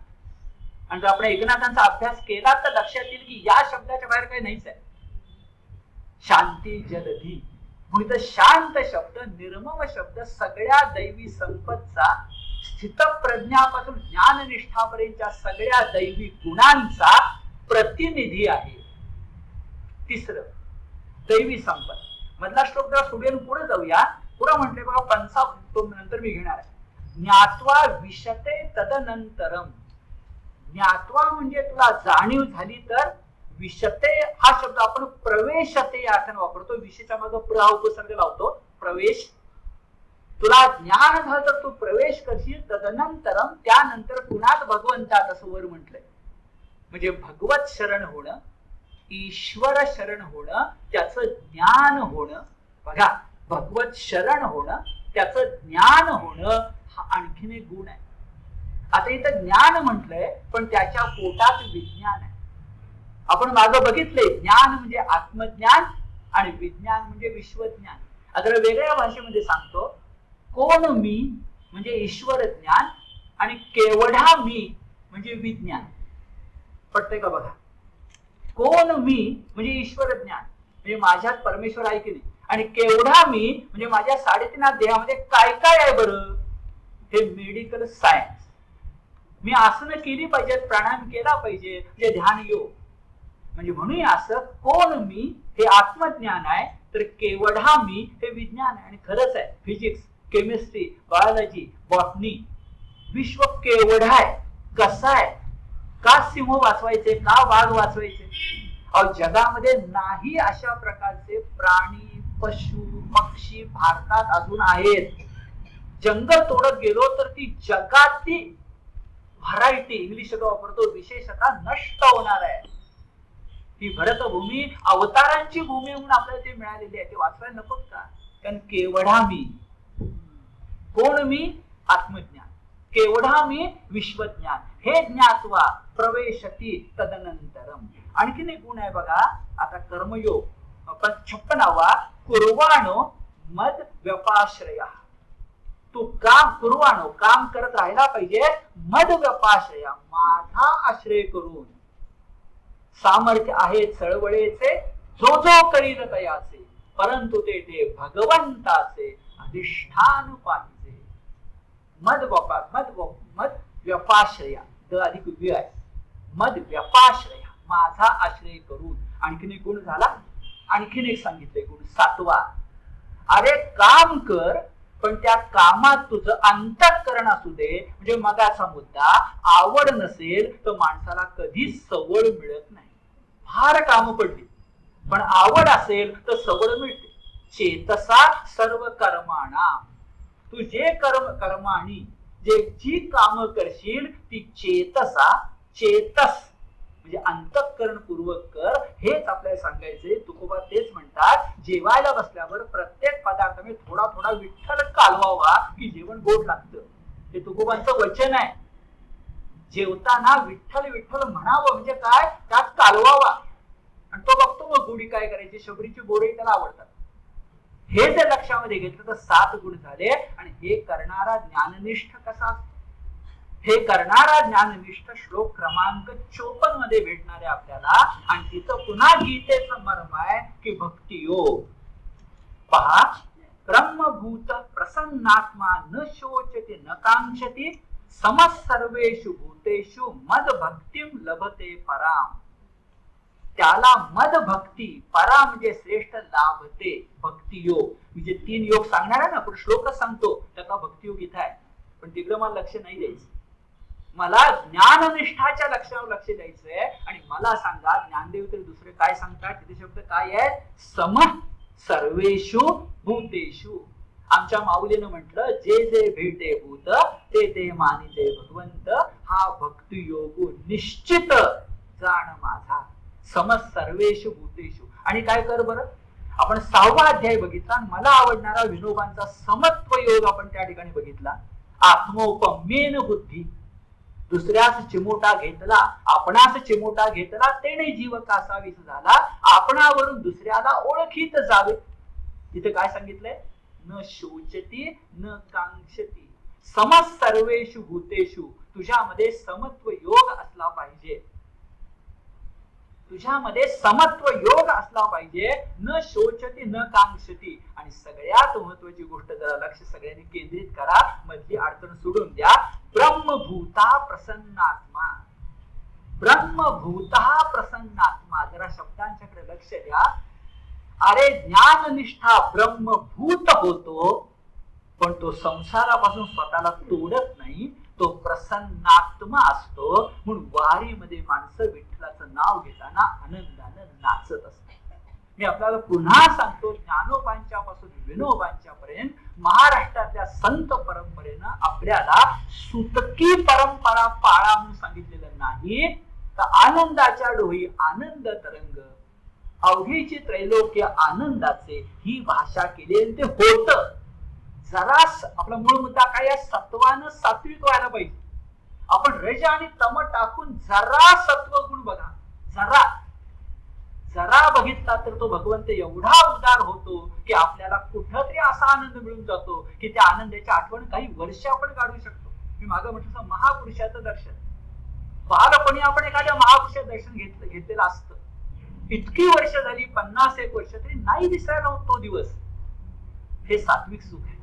हे पैशात मोजता येत नाही, पण तो प्रसन्नात्मा पाहिजे. तो ब्रह्मभूत आहे, पण तो प्रसन्नात्मा आहे. न शोचते न कांक्षती. अरे समदुःख सुखे कृत्वा असणारच. त्याला सुख दुःख त्रास देऊ शकणारच. न शोचते म्हणजे काय? दुःख करत नाही. न कांक्षती, कशाची इच्छा ठेवत नाही. आणि विचार करा, न कांक्षती म्हणून न शोचती. पटते का? न कांक्षती म्हणून न शोचती. इच्छा ठेवली तर इच्छाभंग, मनोभंग, तपोभंग कशाला होतोय? आम्हाला वाटेलच जायचं नाही. अरे आमच्या अंतःकरणात तर भगवंत आहे, तुझे आहे तुझोपाशी, तरी तू जागा चुकत. ती जागा कशाला चुकायची? ब्रह्मभूता प्रसन्नात्मा, ज्ञाननिष्ठाची लक्षण ही आपल्या लक्षामध्ये आली. पण यानं नाही भागणार. मूळ मुद्दा जो सांगायचा राहिला तो असा की एवढ्या सगळ्या श्लोकामध्ये पुन्हा ध्यान योग आहे, पुन्हा कर्मयोग आहे, पुन्हा भक्ती योग आहे. कुठं कुठं आहे बरं? तर आपण बघत जाऊया. सुरुवातीला बुद्ध्या विशुद्धया 51 आणि 52 ध्यान योग परा, हे जे 2 श्लोक आहेत ते तुम्ही वाचून बघा. ते ध्यान योग आहे. ती विशुद्ध बुद्धी ध्यानासाठीच आहे आणि ध्यान योग परा त्यासाठीच आहे. पुढे दैवी संपत तुम्हाला दिसणार आहे, ती कुणाकडे घ्या. पण पुढच्या योगाकडे मी जातो, तो पुढचा योग भक्ती योग आहे. कुठे आहे भक्ती योग बरं? 54 श्लोक बघा. मद भक्तिम लभते पराम. आणि कुठे आहे बरं? ज्ञात्वा विशते तदनंतरम. त्याच्यावर म्हटले भक्त्या माम अभिजानाति. जो मला जाणतो तो माझ्यात प्रवेशतो. भक्ती नाही, जो मला जाणतो तो माझ्यात प्रवेशतो. आणखी पुढे काय सांगितलंय? सगळी कर्म तू मला अर्पण कर. आणि इथं सुरू होतो कर्मयोग. आधी ध्यान योग, नंतर भक्ती योग, नंतर कर्मयोग. आणि कर्मयोग 2 ठिकाणी 56 आणि 57 मध्ये स्पष्ट मिळतो. कुर्वाणो मद व्यपाश्रया. आणि त्याहीपेक्षा चेतसा सर्व कर्माणी मात्र मच्चित्त सततम भव. सामर्थ्य आहे चळवळीचे, जे मगाशी मी बोललो ते असे 3 इथं मानता येतात. जसं कर्णिकरांनी पृष्ठ क्रमांक 585 ते 90 मध्ये जसे विवेचन केले आपण पाहिजे बघा. गीता तत्व मंजरी 585 ते 590 मध्ये याचं विवेचन दिसेल. तिथलं मी सांगतोय, माझं काही नाही. तर 3 योग त्या ठिकाणी दिसतील. पण पुन्हा मूळ मुद्दा असा स्वकर्म, पुन्हा मूळ मुद्दा असा स्वधर्म. आणि त्या स्वधर्माकडे जायला अडचण मोठी येते. कशाची? तर पुढे आपण श्लोक बघणार आहे. श्लोक क्रमांक 59. आता आहोत आपण 57 बरं का. थोड्या वेळानं तो येईल. श्लोक क्रमांक 59. आणि त्या 59व्या श्लोकाला उद्देशून भगवंत म्हणतायत, अरे अडचण जी येते ना ती तुझ्यातल्या अहम भावाची येते, तेवढी दूर कर. आता शब्द आपण बघूया. आपण अहंकार म्हणत नाहीये, आपण गर्व म्हणत नाहीये, आपण अहम भाव म्हणतोय. अहम भाव म्हणजे माझ्या स्वभावाला धरून जे कर्म असेल ते न करता मी दुसऱ्याच कर्म करणार, हा हट्ट ठेवणं म्हणजे अहंभाव. पुन्हा बघूया. माझ्या स्वभावाला अनुकूल कुठलं कर्म आहे? माझ्या नैसर्गिक गुणाला अनुकूल कुठलं कर्म आहे? समाजानं माझ्यावर कुठलं कर्म सोपवलंय बरं? ते मी नाही करणार, मी वेगळं करणार. हे कोण बोलतं? हे माझ्या देहामध्ये लपून बसलेला अहंभाव बोलतो. माझा अंतरात्मा बोलत नाही. आपल्या मनाला कौल लावा की भगवंताचा साध ऐकू येईल. आपण अहंकाराला कौल लावतो आणि सगळी गडबड होते. अहंकारचा नको, अहंभाव. तो कसा येतो? तो देह मूलक असतो. जेव्हा आपला देह अस्तित्वात आला ना तेव्हाच तो अहंभाव येतो. पण 3-4 महिन्याचं मूल सुद्धा रागावताना आपल्याला दिसतो. त्याच्या नाकावर राग दिसतो. कसा नाकावर राग दिसतो? 3-4 महिन्याच्या मुलाच्या तो असतोच हो. जिथं देह आला तिथं शब्द बघा, देह मूलक अहंभाव आला. त्याला छेद द्यायचा असेल तर ज्ञान मूलक भक्ती केली पाहिजे. पुन्हा सांगतो, देह मूलक अहंभाव मोडायला आहेच तो. देह मूलक अहंभाव मोडायला ज्ञान मूलक भक्ती केली पाहिजे. मी शब्द मुद्दाम वापरतोय, आंधळे भक्त नको. ज्ञान मूलक भक्ती केली तर देह मूल अहमभाव जाणार आणि अर्जुनाचा तो गेला. हे गीतेचं यश आहे. पुढे श्लोक ते येणार आहे. आता इथे आणखीन एक मुद्दा आहे. पुढे 60व्या श्लोकामध्ये भगवंत म्हणणारे तर तू कोण लागून गेलास. एखादं यंत्र जसं फिरतं तसं तुला कर्म करावीच लागतील असं भगवंत पुढे म्हणणारे. आपण एकदम घाबरून मी पुढे सांगतो त्यावेळा असं म्हणतो म्हणजे काय पराधीन आहोत काय ते तुम्ही बोलणार आहे. इथं महत्वाचा मुद्दा असा लक्षामध्ये घ्या की मूळ मुद्दा काय आहे बघा. तुला कर्म करावीच लागतील तर तू ते अहम भावाला शरण जाऊन करणार का ईश भावाला शरण जाऊन करणार. कर्म करावीच लागतील पण अहम भावाला शरण जाणं आणि ईश भावाला शरण जाणं फरक असा आहे. अहम भावाला शरण जाणं म्हणजे आगतिक गती आहे. आगतिक गती. तुला गती नाही आहे, आगतिक गती. कडेलोट करायला तुला नेलंय, आता पडणारच खाली तू. तुझा स्वभाव तुला हे करायला लावणारच. अहम भावाला तू शरण जाणार का ईश भावाला म्हणजे ईश्वराला शरण जाणार. आता बघा पहिल्यामध्ये आगतिक गती आहे आणि दुसऱ्यामध्ये शब्द लक्षात घेऊया ईश भाव आहे म्हणजे आत्मस्वातंत्र्य. आगतिक गती महत्वाची का आत्मस्वातंत्र्य महत्वाचं. आणि आपल्या संबंध संस्कृत साहित्याची ही मोठी गोष्ट आहे. पुन्हा सांगतो पूर्वेकडची मोठी गोष्ट आहे की जीवाच्या मागे एक आत्मा आहे आणि तो स्वतंत्र आहे. हे सांगायचं धाडस पूर्वेनं दाखवलंय असं मला म्हणायचं. आणखी टीका करत नाही. हे पूर्वे जन्मास आले पौर्वात्य हे प्राच्य आहे. अरे अहमच्या पलीकडे देहाच्या पलीकडे एक आत्मा आहे. आत्मन आहे. तो स्वतंत्र आहे. त्याला नाही कोणी बांधू शकत, त्याला जाळू शकत नाही. दुसरा अध्याय आठवा. त्याला मारू शकत नाही, जाळू शकत नाही. तो अमर आहे, तो अखंड आहे. देह पुन्हा पुन्हा येते तथा देहांतर प्राप्ती धीरच तत्र मुह्यती. मुह्यती म्हणजे मोड मूड होणार नाही आम्ही. मुद्दा लक्षात आला. आगतिक गती महत्वाची का आत्मस्वातंत्र्य महत्वाचं. आणि मग आत्मस्वातंत्र्य भक्तीमध्ये कसं असतं हे थोड्या वेळानं सांग. आत्मस्वातंत्र्य भक्तीमध्ये असतं, वैदिक भक्तीमध्ये असतं हे थोड्या वेळाने येणार आहे ते आपण बघूया. पण त्याच्या आधी भगवंत आता मी जे बोललो ते 2 श्लोकातून सांगतायत. श्लोक क्रमांक 60 आणि श्लोक क्रमांक 61. 60व्या श्लोकात ते म्हणतायत अरे ज्याला तू अहम भाव नाही म्हणतोयस ना न योत्स 2:9 दुसरा अध्याय 9वा श्लोक. न योत्स मी नाही लढणार असं तू म्हणतोयस ना. अरे अर्जुना कोण लागून गेलास तू. अहम बघा अहम भावानं न लढणारा तू माया परतंत्र आहेस. तुझा स्वभाव काय मी सांगतो. तो स्वभाव निर्माण झालाय तुझ्या देहाबरोबर. तो तुला लढायलाच लावेल. मग असा मुद्दा उत्तर पराभूत होतोय म्हटल्यानंतर बृहन नडेनं अर्जुन का व्हावं तर अज्ञातवासात आहे.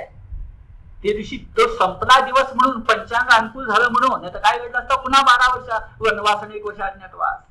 आठवून बघा महाभारतातली कोडी केवढा धोका पत्करला अर्जुनानं बृहन नडा टाकून बृहन नडेचा वेश टाकून. मुद्दा लक्षात घेऊया पुन्हा. तू अहम भावाला शरण जाणार माया परतंत्र म्हणून जगणार का ईश शरण होणार का त्यात आत्मस्वातंत्र्य. आता माया परतंत्र शब्द किती छान वापरलेत बघा. स्वभाव जेन कौंतेय निबद्ध स्वेन कर्मणा कर्तुम नेच्छसी यन मोहात करिष्यसी करिष्यस्य वशोपि तत् म्हणजे करिष्यसी अवशोपि तत्. अवशोपी तुझी इच्छा असो अथवा नसो नको तर करिष्यसी तू करशीलच. भविष्यकाळ तुला करावंच लागेल. लागलं कधी विराट नगरीमध्ये. तर हे करण्यापेक्षा जरा आत्मस्वातंत्र्य मिळवायचा तो प्रयत्न कर. आणखी त्याला भर घातली आहे. अरे हे जे तुला मी सांगतो ना स्वभाव तुला आधी काय बघा. स्वभाव जेन कौंतेय स्वभावातून जन्मास आलेले स्वेन कर्मणा निबद्ध हे तुझ्या स्वभावानुसार तू कर्म करणार याला बांधलेलाच आहेस. म्हणजे काय आपण साधं उदाहरण घेऊया. 4 वर्ण मगाशी सांगितले ना. अर्जुन कुठल्या वर्णातला क्षात्र वर्ण. क्षात्र वर्णाची कर्म काय काय आहे. युद्धेच अपलायन हे तू करशीलच. स्वभावजेन स्वेन कर्मणा बद्ध. अरे तू बांधलाच गेलायस अर्जुन म्हणून जन्मास आलास तेव्हा कसं तू टाकणार आहेस. आणि मग यन मोहात मोह शब्द आहे. महाभारताचं उद्दिष्ट मोह घालवायचंय, गीतेचं उद्दिष्ट मोह घालवायचंय. अर्जुन तेच म्हणाले, नष्टो मोहा स्मृतिर्लब्धा त्वत्प्रसादात्मयाच्युत. मोह, मला वाटतं मुद्दा स्पष्ट होतोय की मोह अहम भाव याला शरण जाण्यापेक्षा, प्रकृती तुला ती करायला लावणारच आहे त्याच्यापेक्षा मी सांगतो ते कर. आपल्याला जोडून पुढचा श्लोक येतो, जो श्लोक सगळ्यांनी अत्यंत चुकीच्या अर्थात, सगळ्यांनी म्हणत चुकीचं घेतलं. जसं घडतं बघा, तुकाराम महाराज म्हणतात, ठेविले आनंदे तैसेचे राहावे चित्ती असो द्यावे समाधान. हा एवढाच अभंग आहे का? आपण अशा प्रकारे बोलतो की 4000 अभंगात एवढाच एक अभंग आहे. तुकाराम गाथेत एवढाच एक अभंग आहे, ठेविले आनंदे तैसेचे राहावे चित्ती असो. आणि त्याच्या आगे आणि मागे काय बघ ना जरा. आणि ते बक्षील तर कर्म करायला सांगितले, भक्ती करायला सांगितले, मग म्हंटलंय तत्र दैव मेवात्र पंचमम. गीतेत आहे ना, आपण पहिली 4 कामं कर की, ते नाही करणार. ठेविले आनंदे तैसेचे राहावे. मी सांगू, आळशी माणसाला संन्यास कलही देतो. ती अशी आळशी माणसाला नको ती गोष्ट कलही देते. आधी बोलत नाही का मला कुणाचा अनादर करायचा नाही, कारण होतो अनादर कधी, तो चुकून सुद्धा मला करायचा नाही.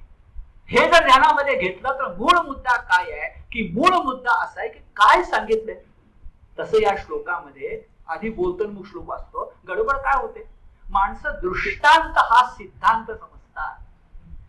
तानाजी हा शिवाजी महाराजांचा उजवा हात होता, त्या वाक्यात काय काव्य आहे हे समजूनच घ्यायचं नाही.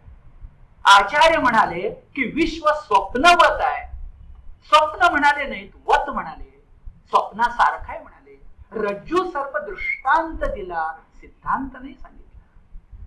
आपण गडबड दृष्टांतात करतो, सिद्धांतात करत नाही. म्हणून इथं घडतं असं, यंत्रारूढ मायया म्हणजे राड गाड जत्रेमध्ये जसं ते चक्र फिरतं तसं फिरणारच आहेस.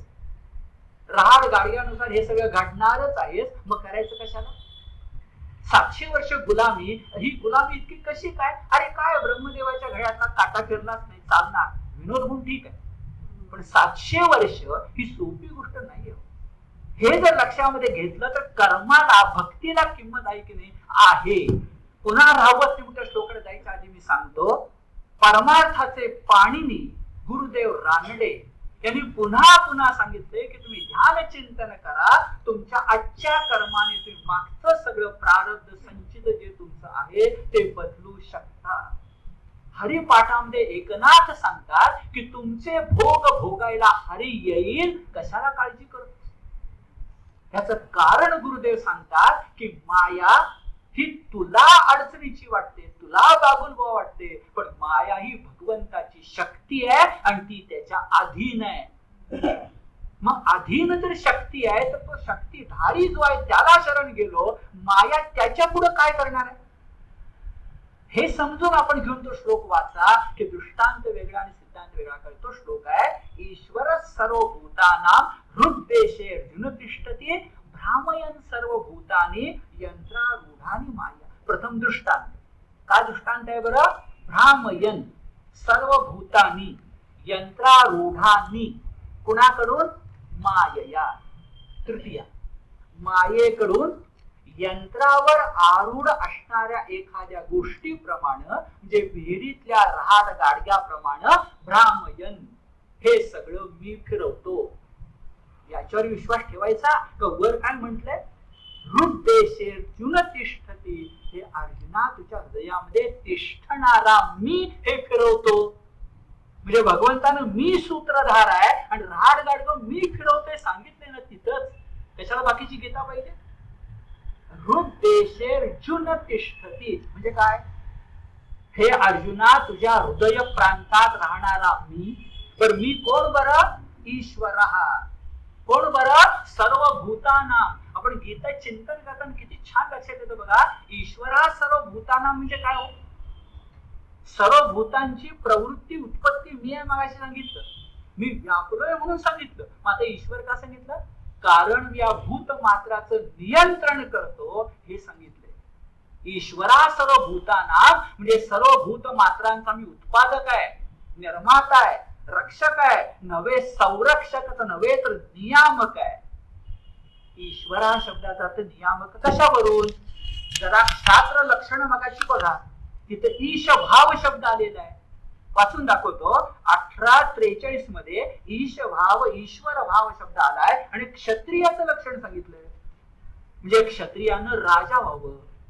ना विष्णू पृथ्वीपती, ना म्हणजे नहा विष्णू पृथ्वीपती, आमचा राजा, आमचा पृथ्वीपती हाच विष्णू. ही काय भूमिका आहे? राजाला देव का मानायचं? राज्याभिषेकाला काय महत्व आहे? तर राजापाशी, क्षत्रियापाशी ईश भाव आहे, म्हणजे लोकांचं नियंत्रण करण्याची शक्ती आहे. आणि नीट विचार करा इसाफ नीतीतली, त्या बेडकाना ओंडका राजा म्हणून चालला नाही, साप परवडला नाही, पण ओंडकाही चालला नाही. या जगात समाजाचं नियंत्रण करणारा कोणीतरी क्षात्र कर्मी धर्मी लागतो, याचा समाज चालत नाही. आणि सगळ्या भूतमात्रांचा तो मी ईश्वर आहे. ईश्वरा सर्वभूतानां. आणि भाग्य काय? हृद्देशे अर्जुन तिष्ठती. तर जगाचं काय तुमचं माझं भाग्य आहे बघा ना. आणि आपलं प्राच्य विद्येत आहे, सगळ्या जगाचं नियंत्रण करणारा माझ्या अंतःकरणात राहतो का राहत नाही? नक्की राहतो. हृद्देशे अर्जुन तिष्ठती भ्रामयन् सर्वभूतानि यंत्रारूढानि मायया. त्या रहाड गाडग्याचं काय होतं, उद्या माझं काय होणार, त्याची मी कशाला काळजी करायला पाहिजे? संतांची उदाहरणं आहेत. सोनोपंत दांडेकरांचं उदाहरण आहे, वर्तमानकाळातल्या संतांचं. विनोबांचं उदाहरण आहे, स्वातंत्र्य सावरकरांचं उदाहरण आहे. जरा सावरकरांनी आणि विनोबांनी आत्मार्पण कसं केले जरा आठवा. ही देहाची पुढी टाकून जाणं सोपं नाही.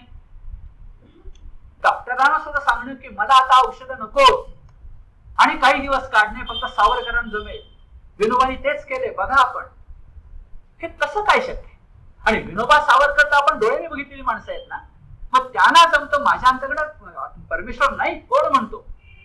इथं म्हटलंय हृद्देशे अर्जुन तिष्ठती. म्हणजे लक्षात येतं, आता माझं वाक्य असं की माया परतंत्र म्हणून जगण्यापेक्षा ईश्वर प्रसन्न म्हणून जगूया, हा गीता धर्म आहे. माया परतंत्र म्हणून आम्हाला नाही जगायचं. ईश्वर प्रसन्न, तो आम्हाला प्रसन्न होणार आहे, तो मायेचा स्वामी आहे, तो आम्हाला निश्चितपणे घडवेल. आणि हे पुन्हा भगवंतानं सांगितलंय. श्लोक क्रमांक 62, तमेव शरणं गच्छ सर्व भावेन भारत तत्प्रसादात् परां शांतीं स्थानं प्राप्स्यसि शाश्वतम्. तू मला शरण जा की कुठल्याही प्रकारची अडचण नाही. मुद्दा काय? भक्ती योगाचा. आपल्या हाताशी 10 मिनिट आहे. त्या 10 मिनिटाचा विचार केला, म्हणजे प्रवचनासाठी, तर ते 10 मिनिटाचा विचार केला तर आवश्यक ते सांगतो. कारण पुढे मला गीता मंडपामध्ये बोलायचं आणि पुढे भरपूर कार्यक्रम देशपांडेंनी ठरवले प्रेमापोटी, तर प्रेमापोटी, तर मलाही त्यांना वेळ दिला पाहिजे. तर मग त्या 10 मिनिटांमध्ये मुख्य गोष्ट लक्षात घेतली पाहिजे. आता मगाचा एक मुद्दा सांगतो, गीतेची उदारता काय बघा. नाही तर काय होतं, चर्चेत आपण खूप जाणतो, हा भगवंत सारखा असं कसं म्हणतो मला शरण जा मला शरण जा मला शरण जा. आपण गीता नीट वाचा, तो ईश्वराला शरण जा जास्त वेळा म्हणतो आणि मला शरण जा थोड्या वेळा म्हणतो. आपण सगळी गीता वाचून बघा. याचं कारण ईश्वराला शरण जा म्हणून अर्जुनाला कळणार नव्हतं, त्याला मला शरण जा हे कळणार होतं. कारण मगाचा मुद्दा दृष्टांत दिला नाही तर सिद्धांत कळत नाही. वर्तमान काळातले साधू पुरुष मोठे का? भिवू नकोस मी तुझ्या पाठीशी आहे. साधू पुरुषांनी म्हटल्यानंतर आपल्याला परमेश्वर भेटणार तर नाही का वाटत? हा तो मुद्दा आहे. मुद्दा काय आहे की तो स्वतःला म्हणत नाहीये, ईश्वराचं वर्णन करतोय. पण तरी सुद्धा बघा भगवंताची स्वतंत्रता. आता माझं वाक्य नीट ऐका. वैदिक भक्ती योगाची स्वतंत्रता.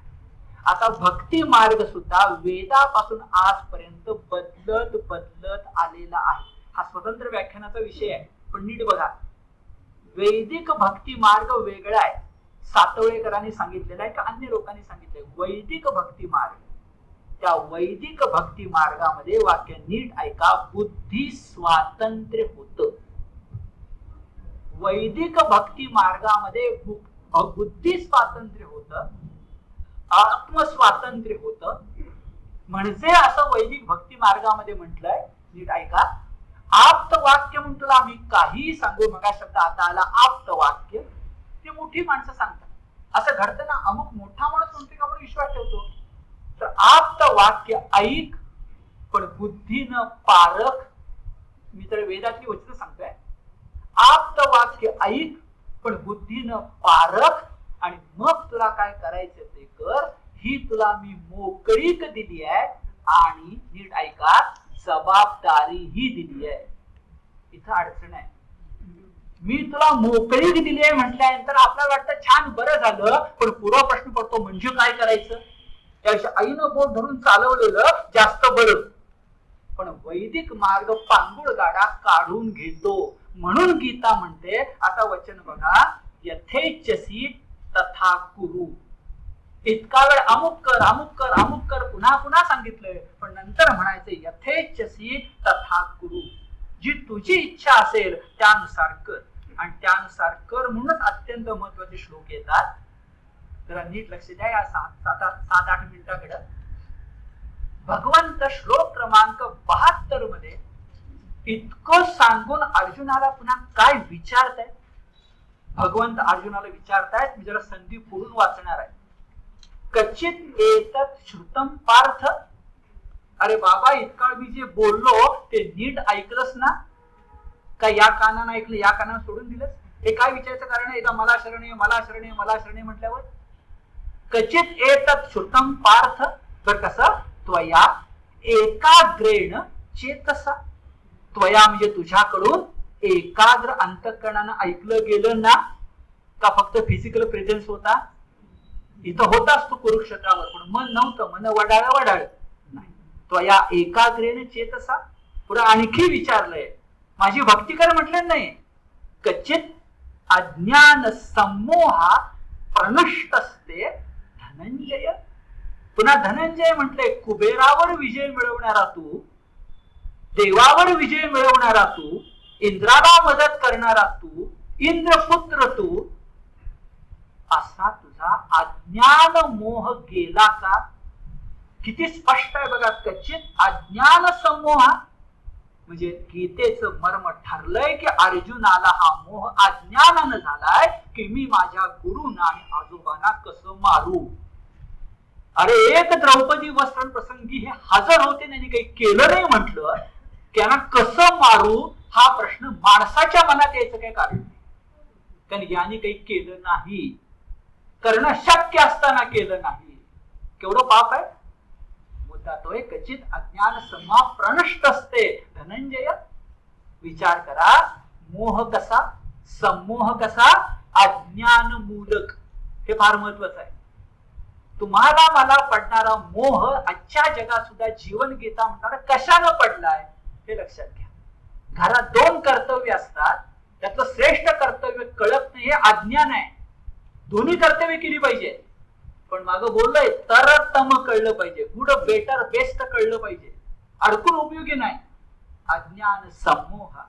आणि एवढ्या श्रेष्ठ गुरुचा श्रेष्ठ शिष्य उत्तर देतो. काय उत्तर देता आलं असतं बरं? बरं झालं, इतका वेळ तू सांगतोय शरण शरण ये, तुला मी शरण येतो असं म्हणाले अर्जुन. अर्जुन किती स्पष्ट बोलला. नष्टो विभाग, समजून घ्या, नष्टो मोहा स्मृतीर लब्धा त्वत् प्रसादात मयाच्युत. हे अच्युता, तुझ्या प्रसादानं मला काय मिळालं? भक्ती नाही. हे अच्युता, तुझ्या प्रसादानं मला मिळालं मोहनाश, नष्टो मोहा. आणखी काय मिळालं? स्मृतीर लब्धा, मला स्मृती प्राप्त झाली. कशी स्मृती? मग आपण उल्लेख केला होता तो राजहंस एक, ही स्मृती गेली होती. आणखी काय मिळालं? तो श्लोक फार महत्वाचा आहे. आणखी काय मिळालं? अरे मला माझी स्थिती कळली, म्हणजे मी स्थितप्रज्ञ झालो. गीता अशी एकमेकाला बांधलेली आहे. स्थितोस्मी गतसंदेहा, नाही तर त्या स्थितोस्मीला काय अर्थच नाहीये. गतसंदेहा, माझा संशय छिन्न भिन्न झाला. गतसंदेहा. स्थितोस्मी, माझी स्थिती, मनुष्य स्थिती, माझा धर्म, क्षात्र धर्म, माझा पती धर्म, द्रौपदीला बाबतीतलं माझं कर्तव्य मला आठवलं. खरं सांगू, ओंकाराच्या 3.5 मात्रा आहेत, तसं इथं 3.5 मात्रा आहेत, आणि त्यातली अर्धी मात्रा फक्त ईश्वर प्रसन्नता आहे. काय म्हणतोय बघा, ओंकाराच्या मात्रा 3.5, त्यातली अर्धी मात्रा फक्त ईश्वराची भक्ती आहे. गीतेत सगळ्या योगांच्या मागे भक्तीचं अस्तर आहे, पण गीता निष्काम कर्मयोग सांगते भक्तीतून. कशावरून? आधीच्या 3 मात्रा बघा, नष्टो मोहा, स्मृतिर्लब्धा, स्थितोस्मी. आणि इथला स्थित शब्द स्थितप्रज्ञच आहे. असं स्थितप्रज्ञ दर्शन पुस्तकात विनोबानी शेवटच्या पानावर सांगितलेलं आहे. म्हणजे शंकेला जागा नाही. आता कोणी म्हणेल कशावरून स्थितोस्मी म्हणजे स्थितप्रज्ञ, तर विनोबा स्वतंत्र पुस्तक स्थितप्रज्ञ दर्शन 18 श्लोकावर 118 पानाचं पुस्तक आहे. त्या शेवटच्या पानावर सांगतात की स्थितोस्मी म्हणजे स्थितप्रज्ञ 3.5 मात्रा आहेत. आणि हे सगळं मिळाल्यावर गीता एकच सांगते की बाबा आहे ते संजय याच्या मुखानं, पण खरं ते भगवंताचा संदेश आहे की गीता गीता गीता जीवन गीता. याचा अर्थ यत्र योगेश्वर कृष्ण यत्र पार्थो धनुर्धरा तत्र श्रीर विजयो भूतीर ध्रुवा नीतीर मतिर् मम. जास्त बोलायला नको. यत्र योगेश्वर कृष्ण, नीट विचार करा, ज्या ठिकाणी योगेश्वरच कृष्ण आहे, योग म्हणजे समत्व योग. मी तर आपल्याला आणखी महत्वाचं वाक्य सांगतो, विचार करा त्याच्यावर. गीता प्रथम शरण जाते ईश्वराला आणि नंतर शरण जाते समत्व योगाला आणि तिसरी कुणालाही शरण जात नाही. अखेर विचार करा. गीतेचं पहिलं आश्रयस्थान भगवंत, दुसरं आश्रयस्थान समत्व योग, जे जे भेटे भूत ते ते मानिते भगवंत, आणि तिसरं आश्रयस्थान नाही तो योग. यत्र योगेश्वर कृष्ण. आणखी कोण? यत्र पार्थो धनुर्धरा, रणपंडित, म्हणजे रामासारखा कोदंडधारी, बाण तर फात्यातून काढलेला, न योत्स असं न म्हणणारा, उलट लढीन असं म्हणणारा, माम अनुस्मर युद्धेच त्याला तयार असणारा रणपंडित अर्जुन. त्याला काय काय मिळेल? त्याला काय तुम्हाला मला मिळणार आहे? तत्र श्री विजयो भूतीर ध्रुवा नीतीर मतिर् मम. आता त्या चारांचे भिडे शास्त्रींचे अर्थ सांगतो, कारण या चाराच्या अर्थाबद्दल वाद माजलेले आहेत. त्या श्लोकाबद्दल अर्थ अनेकांनी सांगितले आणि सगळे आपल्याला वंदनीय आहे. कुणाला आमचा विरोध नाही, पण आम्हाला भिडे, आम्हाला म्हणजे मला भिडे शास्त्रींचं मत पडतं. मराठी त्याचे फक्त अर्थ देऊन घ्या. श्री, आता श्री म्हणजे देवता, श्री कृष्ण श्री राम, नदीला आपण म्हणतो श्री वारणा. तर श्री याचा अर्थ आहे लोक कल्याण. भिडे शास्त्री सांगतो श्री म्हणजे लोक कल्याण. विजय याचा अर्थ सात्विक विजय. इंग्लिश मध्ये नुसती व्हिक्टरी नव्हे, सात्विक विजय. पुढं भूती असा शब्द आहे ना, त्याचा अर्थ विभूती, जी अडचणी येत नाही. भूती म्हणजे विभूती. विभूती योग आपल्याला माहितीच आहे. त्याचा अर्थ भूत मात्री भगवंत. कारण विभूती याचा अर्थ काय? तेजाचा प्रकट आविर्भाव. भूत मात्री भगवंत, भूती म्हणजे भूत मात्री भगवंत. आणि चौथा ध्रुवा नीती. ध्रुवा म्हणजे स्थिर, ध्रुव म्हणजे स्थिर, नीती स्त्रीलिंग असल्यामुळे ध्रुवा झाले. आणि ध्रुवा नीतीचा भिडे शास्त्रींचा अर्थ मानव्य नीती, म्हणजे माणुसकीची नीती. आणि भिडे शास्त्री सांगतात त्यातले पहिले 2 अभ्युदय आहे आणि पुढचे 2 निश्रेयस आहे. म्हणून हा वैदिक गीता धर्म आहे. गीता धर्म आम्हाला फक्त टाळ बडवायला सांगत नाही, तर अभ्युदय आणि निश्रेयस सांगतो. हे गीतेतच आहे.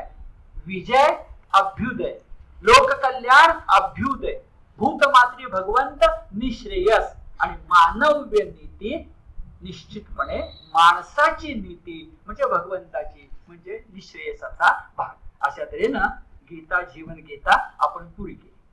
ती पुरी करताना अभ्यासक म्हणून एक विधान वाचून दाखवतो आणि मग 7:15 झाले. मग माझी आणखी 5 मिनिटं कमी करतो, 5च मिनिटांमध्ये मला जे बोलायचं ते सांगतो आणि मग तुमच्या हातात सूत्र देतो. अभ्यासक म्हणून जेव्हा हे काम स्वीकारलं चर्चेतून, तेव्हा 23 जवळजवळ शनिवार बोलायचं हे माझ्या मनावर मोठं दडपण होतं. दुसरं सगळ्यात मोठं दडपण होतं, आता ते मोकळेपणानं सांगतो, की मला जी गीता पाठ आहे ती पाळंदेबाई शिकवतात आणि ज्यांचा आपण सत्कार केला अभ्यंकरांच्या हस्ते, तशी नाही. माझ्या घरात वर्ग चालतो पण मला ते काही जमत नाही. त्याच्याकडे एकदा मी SYBA 1963 मध्ये जी गीता शिकलोय ते काही तोंडातलं जात नाही. अशा वेळेला माझ्यापेक्षा वेगळा गीता पठण आणि ते योग्य आहे अशा माणसांसमोर गीतेचं चिंतन करणं हे थोडस मला अडचणीचं होतं. ते मी बाळगेनं बोललो पण होतो, पण अडचण आली तरी आपल्याला भगवत चिंतन करायला मिळतं या भूमिकेतून मी अभ्यास करून हे मांडलं. आता विनोबांचं वाक्य प्रसाद म्हणून वाचून दाखवतो. शब्द लक्षात घ्या, विनोबांचं वाक्य प्रसाद म्हणून वाचून दाखवतो, कारण तो प्रसादच आहे. गीता प्रवचन पुस्तक सुंदर आहे. 1932 मध्ये लिहून 1932 मध्ये सांगून झालं. त्याला 75 वर्ष पुरी झाली 2007 मध्ये. त्याला 80 वर्ष पुरी झाली आता 2012 मध्ये. आणि त्या गीता प्रवचनाचं शेवटचं प्रवचन 18व्या अध्यायावर आहे. म्हणजे ग्रंथात मला सांगितल्यानंतर काही वर्षांनी ते झालंय, पण मग तो जो 18वा अध्याय तो रविवार 29 जून 1932 मध्ये त्याचा उल्लेख आहे त्या ठिकाणी. आणि त्या 18व्या अध्यायाच्या प्रारंभी विनोबाने एक वाक्य लिहिलंय जे त्यांनी त्यांच्यासाठी लिहिलंय, पण ते तुम्हाला मला लागू पडतं. त्या वाक्यावर काही बोलत नाही. ते वाक्य या चिंतनाचा शेवट असेल. क्षणोक्षणी बदलणाऱ्या या जगात कोणताही संकल्प तडीस नेणे हे ईश्वराच्या हातात आहे. पण ईश्वराची इच्छा म्हणून आज आपण समाप्तीपर्यंत आलो. धन्यवाद.